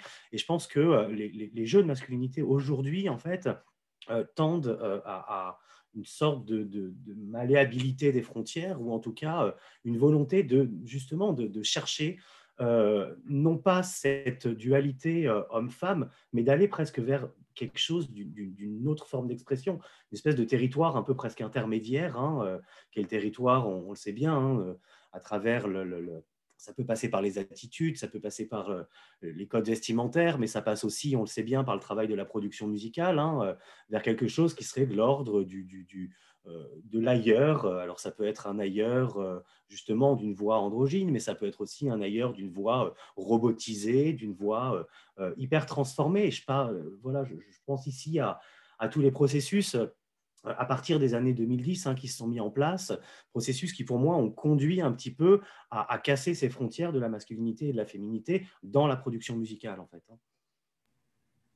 Je rebondis sur ce que tu dis, Guillaume. Effectivement, je constate que, en fait, au niveau de l'évolution aussi de la musique rap, dans les années 90-2000, on était beaucoup sur des morceaux de rap qui étaient constitués de couplets rappés, que ce soit aussi bien par des hommes que des rappeurs que des rappeuses, et souvent des refrains qui étaient chantés par des chanteuses de R&B ou des rappeuses qui pouvaient chanter également.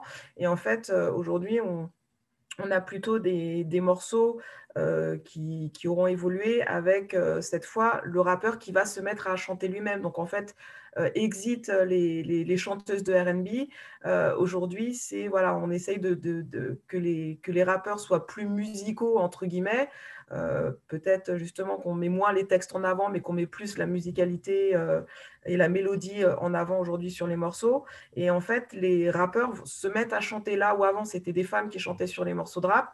Aujourd'hui, avec des outils tels que le vocodeur, comme tu parlais de voix peut-être un peu robotisée, etc. Aujourd'hui, avec l'appel de l'autotune, du vocodeur, etc., les rappeurs se mettent à pousser la chansonnette, entre guillemets, pour faire leurs morceaux, ce qui ne se faisait pas avant, en fait. Alors, je ne sais pas s'il y a des questions dans la file des questions, mais j'avais pour ma part un petit peu justement une précision à vous demander aux trois intervenants qui ont fait leur présentation justement quant à la question de la place de la technologie. Technologie de plus en plus présente dans des stratégies justement de composition, de détournement, etc. Et la question un peu centrale qui s'est quand même largement modifiée au tournant des années, et c'est assez marrant parce que Kevan et Héloïse, vous parliez de ça tous les deux aussi, 2010-2015, on va dire, où la place du beatmaking, donc cette sorte de statut déjà invisible en fait, du producteur de musique dans le milieu du rap. On a parlé beaucoup de rappeurs, de rappeuses. Qu'est-ce qu'il en est en fait de l'intervention de la technologie sur les possibilités et sur ce territoire-là en fait dont les femmes, on sait bien, se sont emparées. Alors toujours en restant justement sur ce statut d'invisibilité, mais en donnant un petit peu en fait une sorte d'autre ouverture. Je pense notamment derrière les productions de Dudley Perkins, Anne Meudreau, etc., qui ont, je pense, contribué justement à une transformation en fait un petit peu du système par l'intérieur et d'une façon un peu discrète. Donc voilà, question sur le beatmaking et puis justement sur cette ouverture et possibilité donc de travailler avec les outils technologiques comme des outils justement d'une autre forme de visibilité, de transformation, comme on disait, des voix, etc., mais peut-être aussi d'autres techniques. On parlait tout à l'heure des questions de production, des questions de diffusion, de commercialisation, des circuits plus indépendants, etc. Voilà, est-ce qu'on a, à travers cette technologie, peut-être une façon de penser ce système comme s'étant déjà modifié, je pense, oui, depuis une petite dizaine d'années. On a une main levée dans le public. Stéphane d'Orlando, vous pouvez parler. Bonjour à tous, bonjour à toutes. Tout d'abord, merci pour cette présentation qui était très intéressante de la part de chacun des intervenants. Je suis un peu embêté parce que ma question est un peu liée à celle que vient de poser Guillaume Dupetit, du fait de l'effet de la technologie et du numérique sur justement l'évolution du mouvement rap et de l'appropriation qui est faite par les acteurs. Je reviens sur une phrase que Guillaume Dupetit a prononcée, c'est la malléabilité des frontières, justement, permis par les évolutions technologiques. Et justement, moi, j'ai repensé directement il y a un album de Kanye West qui est sorti en 2008 qui s'appelle Heartbreak. Et justement, avant cet album, non seulement les rappeurs n'utilisaient pas vraiment l'autotune, et les rappeurs ne chantaient pas vraiment, en tout cas pas au premier degré. Je ne vais pas rappeler les Bismarcky, ou etc. Donc, à vous entendre, à entendre je voulais votre retour, même en écoutant ce que dit Louise Bouton, concernant le boom des artistes qu'elle remarque depuis quelques années, encore une fois permis par les évolutions numériques, les réseaux sociaux. Voilà, donc j'avais cette question sur la place de la technologie, mais du coup je suis un petit peu embêté vu qu'elle a déjà été posée par Guillaume Dupetit. Merci au contraire de la préciser. Moi, ce que je peux remarquer, c'est que, encore une fois, de mon endroit, que les rappeuses, en tout cas, sont de plus en plus autonomes, qu'il y a de plus en plus une volonté de s'auto-former, d'être complètement capable de s'auto-suffire de la prod, de la fabrication de la prod, du beatmaking, à la post-production, à l'enregistrement, au mixage, au mastering. J'ai l'impression que ça, c'est de plus en plus fréquent et de plus en plus jeune, grâce évidemment à la technologie, mais aussi grâce à toutes les applications, parfois soit open source, soit des trucs gratuits avec lesquels elles peuvent bidouiller, même jusqu'au montage de leurs clips, etc., avec des effets sans dépenser un seul centime, et qui sont quand même beaucoup plus dégourdis avec ces outils-là que ma génération, en tout cas pour qui c'est beaucoup plus compliqué à acquérir comme notion. Et là, tout le monde a grandi avec une tablette dans les mains ou un ordinateur, donc c'est beaucoup plus simple. Et c'est vrai qu'aujourd'hui, je suis étonnée de voir beaucoup de rappeuses, parfois vingtenaires, qui maîtrisent tout, en fait, maîtrisent le beatmaking, l'enregistrement, le mastering, de manière complètement autodidacte, en fait. Ouais, alors moi, je connais très peu la question du beatmaking. Je n'ai pas travaillé dessus. Je vois bien, en tant plutôt que fan, les évolutions, notamment depuis Kanye West, et on pourrait penser à Drake aujourd'hui, mais disons qu'en tout cas, de manière générale, il y a une tendance de plus en plus à rapper et à chanter. Ça me fait penser à la phrase d'Alpha One qui se présente comme étant le dernier rappeur qui rappe. Ça dit des choses sans doute des évolutions artistiques concernant cette musique. Néanmoins, peut-être pour parler de ces femmes de l'ombre, Guillaume, dont tu parlais, mais depuis un autre endroit, c'est aussi tous les postes qui sont à des postes clés de l'industrie, notamment les postes de direction, qu'il s'agisse d'être directrice artistique, d'être à la tête d'un label, etc.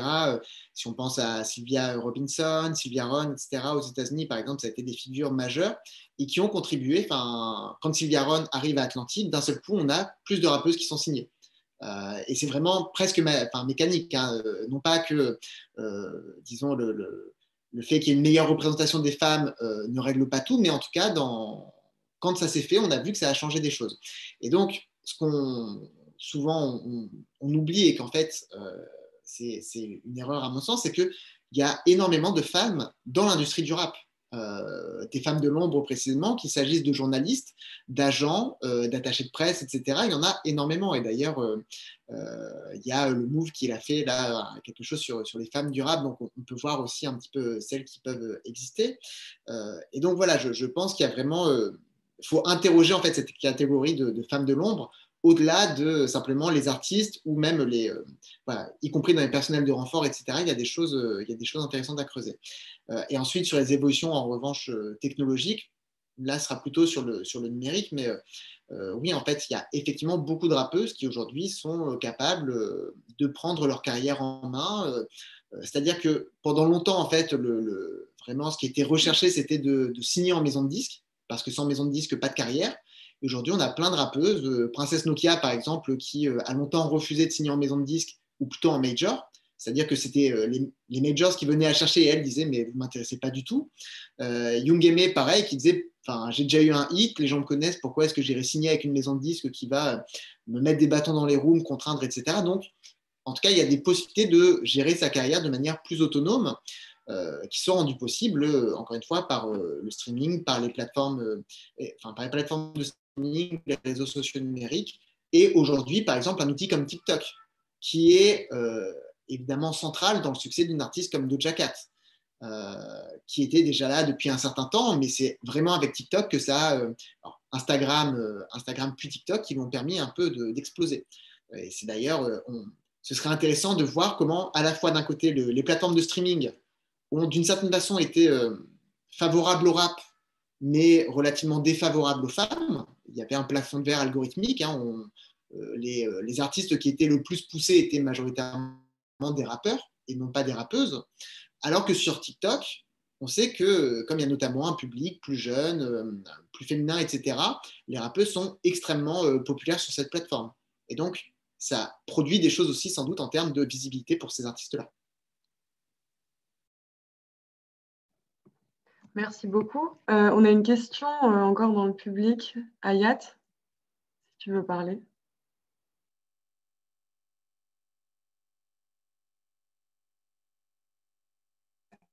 Ah oui, mon micro a été coupé. Voilà. Bonsoir, moi je suis étudiante en études culturelles et j'aimerais faire mon mémoire sur justement les masculinités et les féminités justement sur pourquoi, enfin déjà dans un premier temps, pourquoi il y a une opposition vraiment de genre qui se manifeste dans le rap et dans d'autres domaines, bien sûr, parce qu'il y a tout le patriarcat derrière qui rentre en compte, etc.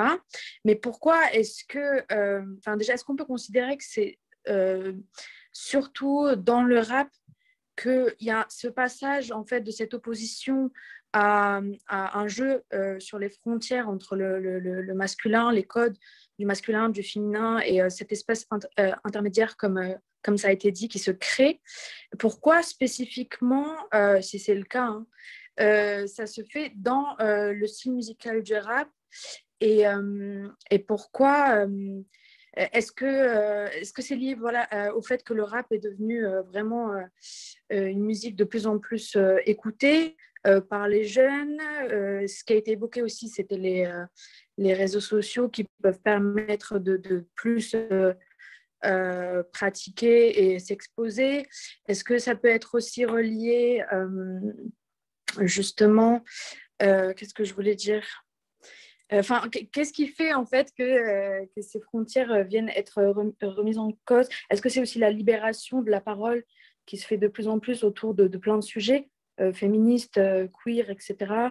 Enfin voilà, je suis désolée, ma question est un peu longue, mais voilà, je m'intéresse beaucoup à ça en fait, à cette limite, cette opposition, et puis le fait qu'on vienne jouer un peu là-dessus, et au fait que le rap soit devenu très très populaire en fait. Très de plus en plus écouté, quoi, etc. Enfin, je sais pas si j'ai été comprise, mais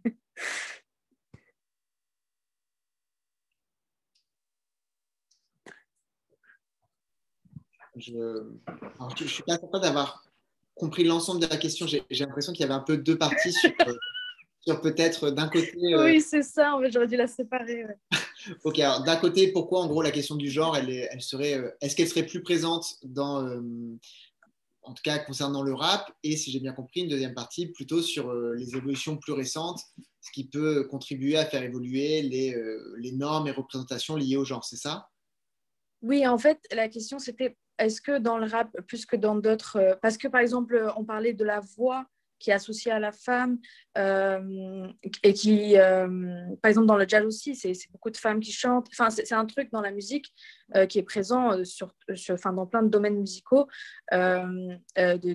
d'associer un genre à certaines pratiques et de les catégoriser ainsi, etc. Mais du coup, on voyait que cette pratique, elle évolue beaucoup dans le rap. Bon, je ne me suis pas intéressée à d'autres styles musicaux. Est-ce que ça a évolué dans d'autres styles musicaux aussi? J'imagine que oui. Mais là, vu qu'on s'intéresse au rap, la question c'était, après j'ai ouvert en fait sur des possibles réponses auxquelles, qu'on a déjà abordées. Est-ce que cette ouverture se fait justement parce que c'est devenu une musique très écoutée? Est-ce que cette transition se fait parce qu'il y a une libération aussi de la parole sur plein d'autres questions? Voilà, c'était un peu ça l'idée, c'était de... Enfin, je sais pas si c'est plus clair du coup là. En tout cas, je vois plus, en tout cas, ça confirme certaines choses que j'ai cru comprendre. Sur l'idée que est-ce que le rap est différent d'autres genres musicaux, il a ses spécificités, mais comme le rock a ses spécificités, comme la variété a ses spécificités, disons que la question du genre, elle est présente dans le rap, mais elle est présente aussi parce qu'on l'a introduite et on l'a constamment rejouée, etc. C'est-à-dire que la question des femmes dans le rap ne se pose pas dans les premières… si vous prenez par exemple les tout débuts discographiques en 79, vous avez énormément de femmes qui enregistrent des disques de rap. Donc elles sont parmi les premières à l'enregistrer et elles ne sont pas forcément, disons, considérées comme différentes. C'est progressivement que, selon la formule qui est consacrée à l'époque, elles sont les plus one, donc presque des invités d'une culture qu'elles ont pourtant contribué à créer. Et donc ça va aussi passer par un ensemble de discours médiatiques au sujet des rappeuses et la construction de la catégorie de female rapper, de femmes rappeuses. Ce qu'on ne voit pas, vous voyez, il y a des chanteurs et des chanteuses, mais on n'insiste pas sur le genre d'une chanteuse de variété. Elle fait de la variété comme des hommes font de la variété, alors que dans le cas du rap, on en est presque venu à considérer que les rappeuses, elles évoluent dans un marché parallèle. C'est presque, vous voyez, ça rejoint la question sur les genres. On a fait comme si le rap féminin était un genre en soi, indépendamment des sous-genres auxquels les artistes peuvent se rattacher, la trap, la drill, d'autres genres encore auxquels on pourrait penser.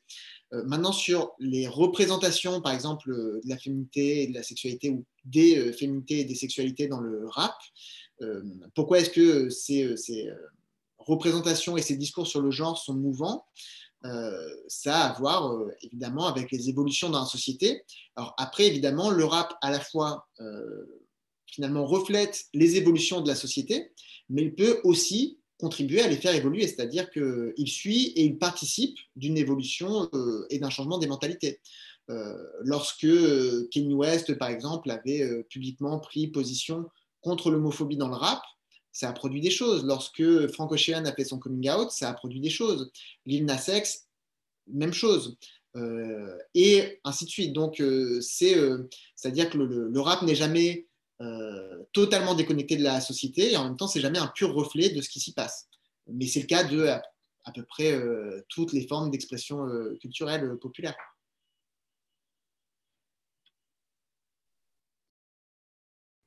Je pense qu'il y a d'autres styles musicaux où les femmes sont aussi sous-représentées. Hein. J'ai l'impression que dans le rock ou, je ne sais pas, dans le métal, ou, voilà, il y a d'autres genres, d'autres univers musicaux où les femmes sont également sous-représentées et qui seraient peut-être d'ailleurs plus largement un reflet, finalement, encore une fois, je reviens à ce qu'on disait dès le départ, au début de cette table ronde, de la place des femmes dans la société où elles sont en général sous-représentées. Je pense que dans la musique, ça peut être aussi le cas, à part peut-être dans la variété. Je ne sais pas, j'ai pas fait la synthèse, mais savoir si dans la variété, la pop musique, on a autant d'hommes que femmes.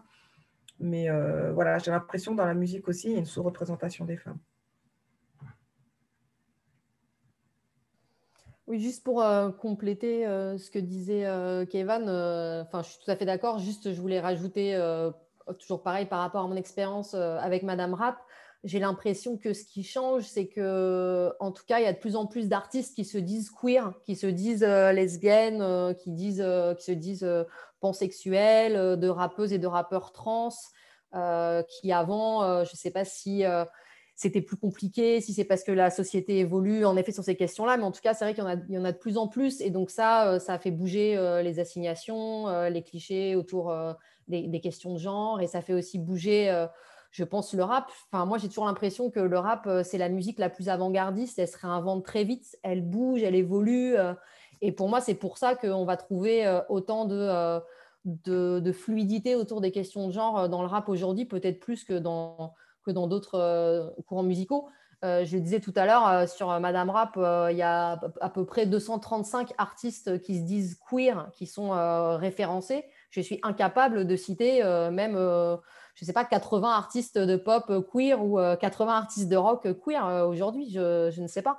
Et ça, pour moi, ce n'est pas un hasard, c'est parce que il y a eu la société qui a évolué, mais aussi, en fait, le rap dit le rap queer, même si je n'aime pas catégoriser comme ça, mais en tout cas, il y a des figures qui viennent déconstruire les rôles de genre ou les images comme ça un peu stéréotypées depuis le début des années 2010. Ça a mis du temps à s'installer et à toucher le grand public, Mais dès le début des années 2010, comme disait Kevin, il y a des coming out de plusieurs artistes comme Frank Ocean, comme aussi Azealia Banks, Angel Hayes. Il y a la chanson de Zebra Cat, I'm a Reed, qui est reprise par le styliste Rick Owens à la Fashion Week de Paris en 2012. Et du coup, cette musique un peu queer et baroque, elle rentre dans le monde de la mode et le monde de la mode commence à s'enticher toutes ces figures-là et du coup va aider aussi à la démocratisation de ce courant musical, enfin de ce courant du rap, etc. Enfin bon, sans faire trop long, en tout cas, voilà, ça fait au moins une bonne dizaine d'années qu'il y a plein d'artistes qui cassent les codes du genre. Et je pense que maintenant, voilà, en 2021, ça commence à se ressentir même pour le grand public. Et c'est plus qu'un stade confidentiel où pour quelques niches de la société, maintenant tout le monde peut y avoir accès, j'ai l'impression.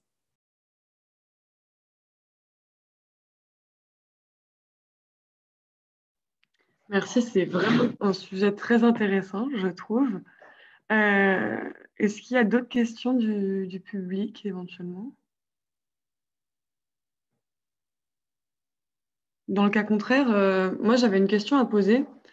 C'est qu'on a beaucoup parlé des femmes en fait en tant que rappeuses, mais je m'interrogeais sur la place des femmes dans le rap en tant qu'industrie. Lauréat, par exemple, tu as parlé du coup d'une équipe presque entièrement masculine, du coup de producteurs, etc., hommes. Du coup, je me demandais dans les labels, dans tout ce qu'il y a en fait autour du rap en dehors des rappeuses, quelle est la place des femmes en fait dans cette industrie? Alors, il y a évidemment des femmes dans les maisons de disques, en direction artistique, dans les labels. Je ne peux pas tellement citer de noms ou être très, très précise dans la réponse parce que je ne connais pas énormément de personnes, je n'ai pas de personnes à citer particulièrement. Mais après, moi, je sais que voilà, quand je parlais de monter mon équipe, j'ai fait appel aux personnes les plus accessibles en fait, de mon côté, qui s'avèrent être des hommes. Et ça s'est fait comme ça.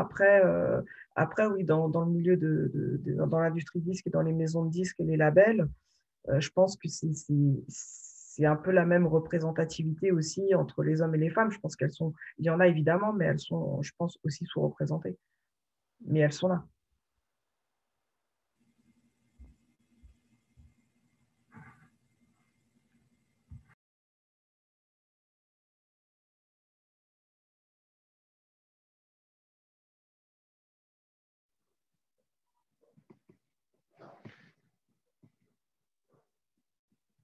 Je crois qu'on a une question de Sandra Collet, du coup, dans le chat. Elle demande, du coup, vous avez évoqué le rôle du public et de ses attentes dans les politiques des maisons de disques, comme dans les évolutions du genre. A-t-on pu observer une féminisation croissante du public au cours du temps? Et si oui, a-t-elle eu un impact sur l'ouverture du rap aux artistes femmes et aux questions de genre?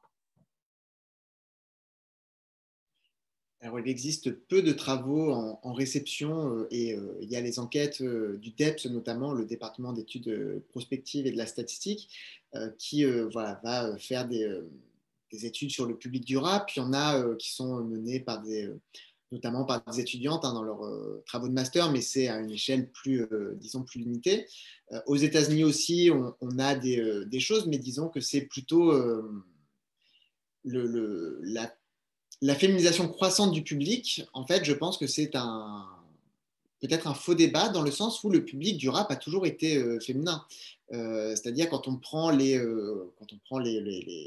comptes rendus des premières soirées, disons que la toute première soirée, ce qu'on considère comme étant l'acte de naissance du rap, en fait, c'est organisé par une femme.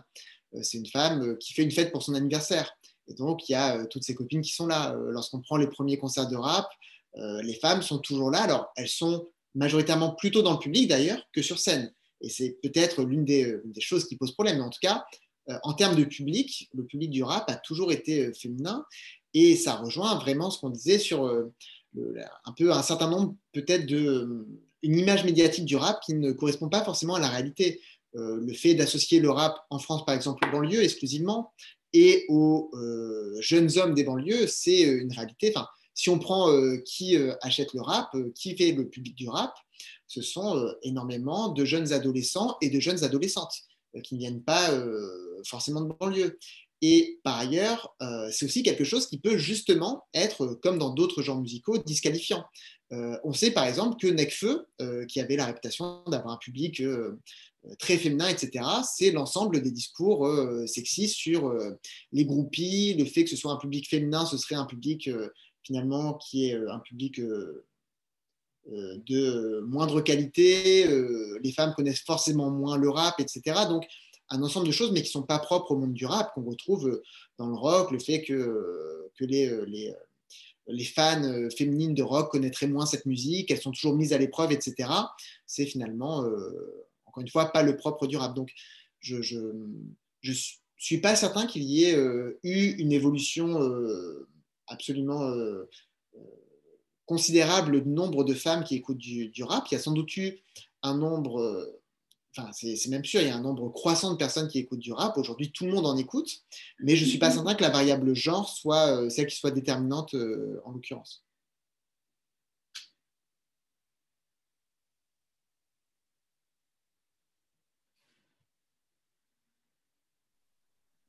Y a-t-il d'autres personnes qui souhaitent intervenir sur cette question, Héloïse ou Lauréat ou... Non. Est-ce qu'il y a d'autres questions du public? Non. Donc à mon tour, je voulais poser une question.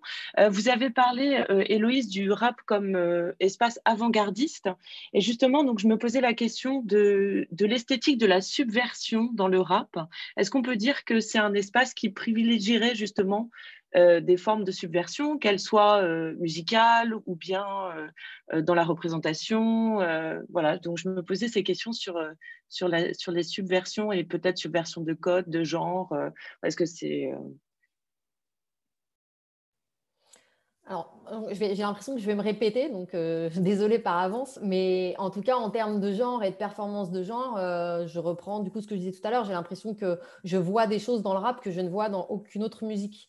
J'ai l'impression que ça permet une liberté ou une exploration de plein de choses. Ce n'est pas forcément de la subversion, c'est que pour moi, c'est un genre qui est très, très libre et très poreux à d'autres genres, en fait. Le rap, c'est très proche du R&B, ça emprunte à la funk, ça emprunte même à la country, comme on peut voir avec Lil Nas X. Enfin, tout peut être mélangé avec cette culture du sample, avec toutes ces expérimentations aussi technologiques sur le son et tout qu'on voit aujourd'hui, avec le scratch qui a quasiment disparu, et en même temps qui parfois peut être mixé à d'autres sauces, l'autotune, etc. Donc j'ai l'impression que c'est hyper vaste et c'est une musique qui est très souple, contrairement à d'autres, elle est à la fois très codifiée et en même temps très très souple. Elle peut beaucoup évoluer. Et après, j'ai aussi l'impression que le fait de demander au rap d'être subversif, c'est parfois des injonctions aussi qui lui sont faites. Par exemple, moi, très souvent, j'entends demander à des rappeurs c'est quoi leur message, qu'est-ce qu'ils dénoncent, qu'est-ce qu'ils ont à dire, de quoi ils se plaignent en fait, quel est leur regard critique sur la société, qu'est-ce qu'ils ont à apporter comme critique à la société. Alors que, encore une fois, on ne va jamais demander ça à d'autres artistes, d'autres courants musicaux. Et j'ai l'impression que parfois, on a justement l'idée que le rap devrait être forcément subversif pour être du bon rap, ou devrait forcément être du rap conscient pour être du bon rap, alors qu'aujourd'hui, il y a du rap qui raconte, entre guillemets, pas grand-chose, et c'est pas grave. Il y a du rap pour faire la fête, il y a du rap pour être amoureux, il y a du rap pour prendre une douche, il y a du rap pour danser, et il y a du rap qui dénonce aussi, mais en tout cas, il y a plein de rap différents, et je trouve que c'est justement ce qui est fort, c'est que le rap aujourd'hui n'est pas forcément subversif. Et c'est ce qui fait que c'est la nouvelle variété. Et en même temps, ce qu'on disait tout à l'heure, qui à la fois n'est pas encore reconnu de manière, n'est pas encore légitimé par la culture dominante. Et c'est ça toute la complexité du rap, je trouve, aujourd'hui. C'est que d'un côté, c'est la musique la plus populaire et la nouvelle variété. Et en même temps, la culture dominante va toujours lui demander des choses et lui renvoyer des injonctions contraires, c'est-à-dire en même temps, si tu n'es pas subversif, tu n'es pas un vrai rappeur ou c'est pas du bon rap. Si tu fais pas du rap conscient, tu n'es pas un vrai rappeur, tu fais pas du bon rap. Et en même temps, le rap est dangereux ou violent ou sexiste ou homophobe. Enfin voilà, tout ça est mélangé. Donc je ne sais pas si le rap est subversif. Je pense qu'il peut l'être, surtout dans certains pays. Je vois, voilà, par exemple, là, il y a 2 semaines, j'ai interviewé une rappeuse iranienne qui se cache parce que juste chanter en Iran, c'est passible de prison. Donc forcément, et là j'ai envie de dire, c'est plus que subversif. C'est une question presque de survie. Et dans d'autres pays, pour d'autres raisons, par exemple des rappeuses lesbiennes ou trans aussi qui sont confrontées à des politiques hyper oppressives. Mais de manière générale, j'ai l'impression que c'est plus forcément subversif et c'est ça qui est fort, je trouve.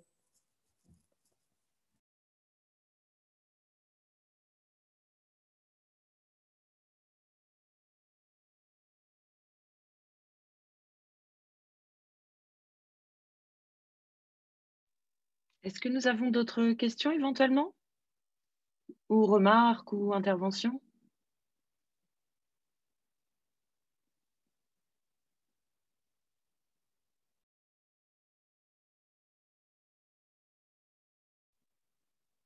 Non. Moi, j'avais peut-être une dernière question. Alors, je vais avoir peut-être du mal à la formuler, mais je m'intéresse beaucoup aux questions de transmission et d'héritage. Et je me demandais justement si, soit dans les pratiques, dans les travaux, dans les recherches, lorsque vous étudiez des rappeuses, est-ce que parmi les modèles qu'elles évoquent, elles évoquent des modèles féminins ou masculins ou est-ce que ce n'est pas une question? Enfin, je ne sais pas. Je me demandais si, voilà, si c'était enfin, s'il y avait des transmissions, des solidarités intergénérationnelles dans le rap, dans la musique, entre différentes artistes. Alors, je vais commencer par prendre la parole. Je sais que pour ma part, en tout cas, quand j'ai débuté le rap, moi, j'ai été beaucoup inspirée par les rappeuses, les premières rappeuses de l'époque, que ce soit Beloved, Queen Latifah, voilà, les rappeuses vraiment la toute première génération. Et puis, pour ce qui est des personnes avec qui je travaille, les artistes amateurs féminines avec lesquelles je travaille, elles sont très solidaires du rap féminin d'une façon générale et suivent pas mal ce qui se passe. Et je sais qu'elles s'inspirent aussi beaucoup voilà, du rap féminin qui est diffusé, quitte à chercher justement des petites pépites, des personnalités, des artistes peu connus, mais qui ont un talent qui va les toucher et pour lequel elles vont réussir à s'inspirer. Je sais qu'on parle beaucoup d'artistes un peu plus underground, comme françaises en tout cas, comme Pumpkin ou Billy Breloque, qui sont en tout cas des artistes françaises qui inspirent beaucoup certaines de mes j'allais dire étudiantes, enfin de mes participantes à mes ateliers en tout cas. Donc voilà, pour répondre de mon côté à cette question. Sur les artistes américaines, les rappeuses américaines aujourd'hui, et en fait, oui, le rap, c'est aujourd'hui une musique, on pourrait presque dire une musique de vieux en réalité. Hein, ça a déjà 40 ans, il y a 40 ans d'enregistrement. C'est-à-dire que il y a aujourd'hui plusieurs générations de rappeuses et de rappeurs, des rappeurs qui ont parfois 40, 50 ans, etc. Donc, forcément, il y a aujourd'hui une histoire du rap une histoire transgénérationnelle avec le fait de rendre hommage aux anciens et aux anciennes. Et c'est quelque chose qui est très présent chez les rappeuses. D'ailleurs, une rappeuse qui arriverait aujourd'hui et qui ne peut-être donnerait pas le crédit qui est dû aux rappeuses passées, en fait, ça lui retomberait dessus. Et Nicki Minaj, par exemple, ça lui a été beaucoup reproché, en partie notamment par Lil' Kim, de ne pas avoir reconnu suffisamment celle qui l'avait précédée, de ne pas faire de renvoi d'ascenseur, etc. Ce qui s'expliquait aussi beaucoup par un peu le fait qu'à un moment, quand Nicki Minaj est arrivée, il y avait finalement de la place pour une rappeuse. Et donc, toutes les nouvelles rappeuses, c'était un peu, elles arrivaient, elles devaient prendre la place d'une autre, etc. Aujourd'hui, le fait qu'il y ait de la place pour plus d'une rappeuse, etc., fait que j'ai l'impression qu'il y a une sororité qui est plus grande. Les rappeuses peuvent voilà, en fait, inviter, notamment sur des mixtapes, etc., des rappeuses qui étaient là dans les années 90-2000, etc. Donc, il y a toujours ce jeu qui est fait, hein, notamment parce qu'on a des artistes aujourd'hui qui se sont reconvertis, certaines comme animatrices de talk show, d'autres comme animatrices radio, d'autres qui sont dans la production, etc. Donc, ça peut se manifester d'ailleurs de différentes façons. Ça peut être en interview, de dire voilà, j'écoutais beaucoup MC Light quand j'étais plus jeune. Ça peut être d'inviter à des cérémonies, je ne sais pas, Lil Kim, etc. Enfin, Megan Thee Stallion, par exemple, le fait beaucoup. Cardi B l'a également beaucoup fait. Donc, je pense que c'est quelque chose de très présent et ce serait même plutôt l'inverse. Une rappeuse qui, en fait, ne ferait pas de rappel à ses plus illustres aînés, en fait, ça lui serait rapidement reproché. Préciser peut-être ce que disait Kevan est resté sur la scène américaine et de la scène française aussi d'ailleurs. Hein. Je pense que dans l'essence même du rap, il y a cette question de l'héritage. Héloïse évoquait tout à l'heure les techniques de sampling. On est bien évidemment déjà dans la matière première, que ce soit au niveau des techniques de langue, justement de dialogue qui peut exister, comme on disait tout à l'heure, sous forme de clash, de répétition, etc. Ou dans la matière musicale elle-même, l'héritage, il est là en permanence, en fait, et il se décline sous des formes différentes au fil de l'évolution et des différents processus qui vont conduire justement cette culture à évoluer un peu par elle-même et sur elle-même, en fait. Hein. Moi, je sais que quand j'interviewe des rappeuses, je leur pose souvent la question de voilà, qui les inspire ou qui sont leurs rôles modèles. Et tout pays confondu, les 4 qui ressortent vraiment très souvent, c'est Missy Elliott, Lil Kim, Nicki Minaj et Lauryn Hill. C'est vraiment les 4 voilà, tous les pays, tous les âges, tout style de rap confondu. Ça a été, je pense, 4 sources d'inspiration internationales, clairement.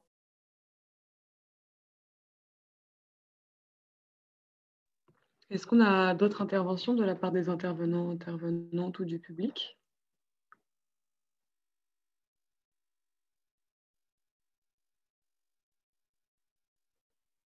Non, du coup, je pense que Claire, ta question va signer peut-être la fin de la table ronde. Ça va faire presque 2 heures que nous sommes réunis. C'était très intéressant. Du coup, merci beaucoup aux intervenantes et à notre intervenant d'avoir participé et au public d'avoir posé des questions fort intéressantes, à mon sens. Je remercie la mission Agriculture et Phil7 d'avoir du coup permis cette table ronde. Et je crois que c'est le mot de la fin. Merci Marguerite, merci à tous. Donc, il ne nous reste plus qu'à lire le livre de Kevan, à aller arpenter Madame Rap. Et puis, on attendra avec impatience aussi les productions des étudiants qui suivent l'atelier animé par Lauréat. J'espère qu'il y aura la possibilité d'assister à une petite restitution en fin d'année. Donc, merci encore à tous d'avoir contribué à cette table ronde. Je crois que Chani Boulins, journaliste, est présent, avait des questions à poser peut-être en privé à nos intervenants. Donc, on va pouvoir laisser les uns et les autres se déconnecter et juste rester en tout petit comité pour la fin de cette séance. Merci à tous. Bonne soirée.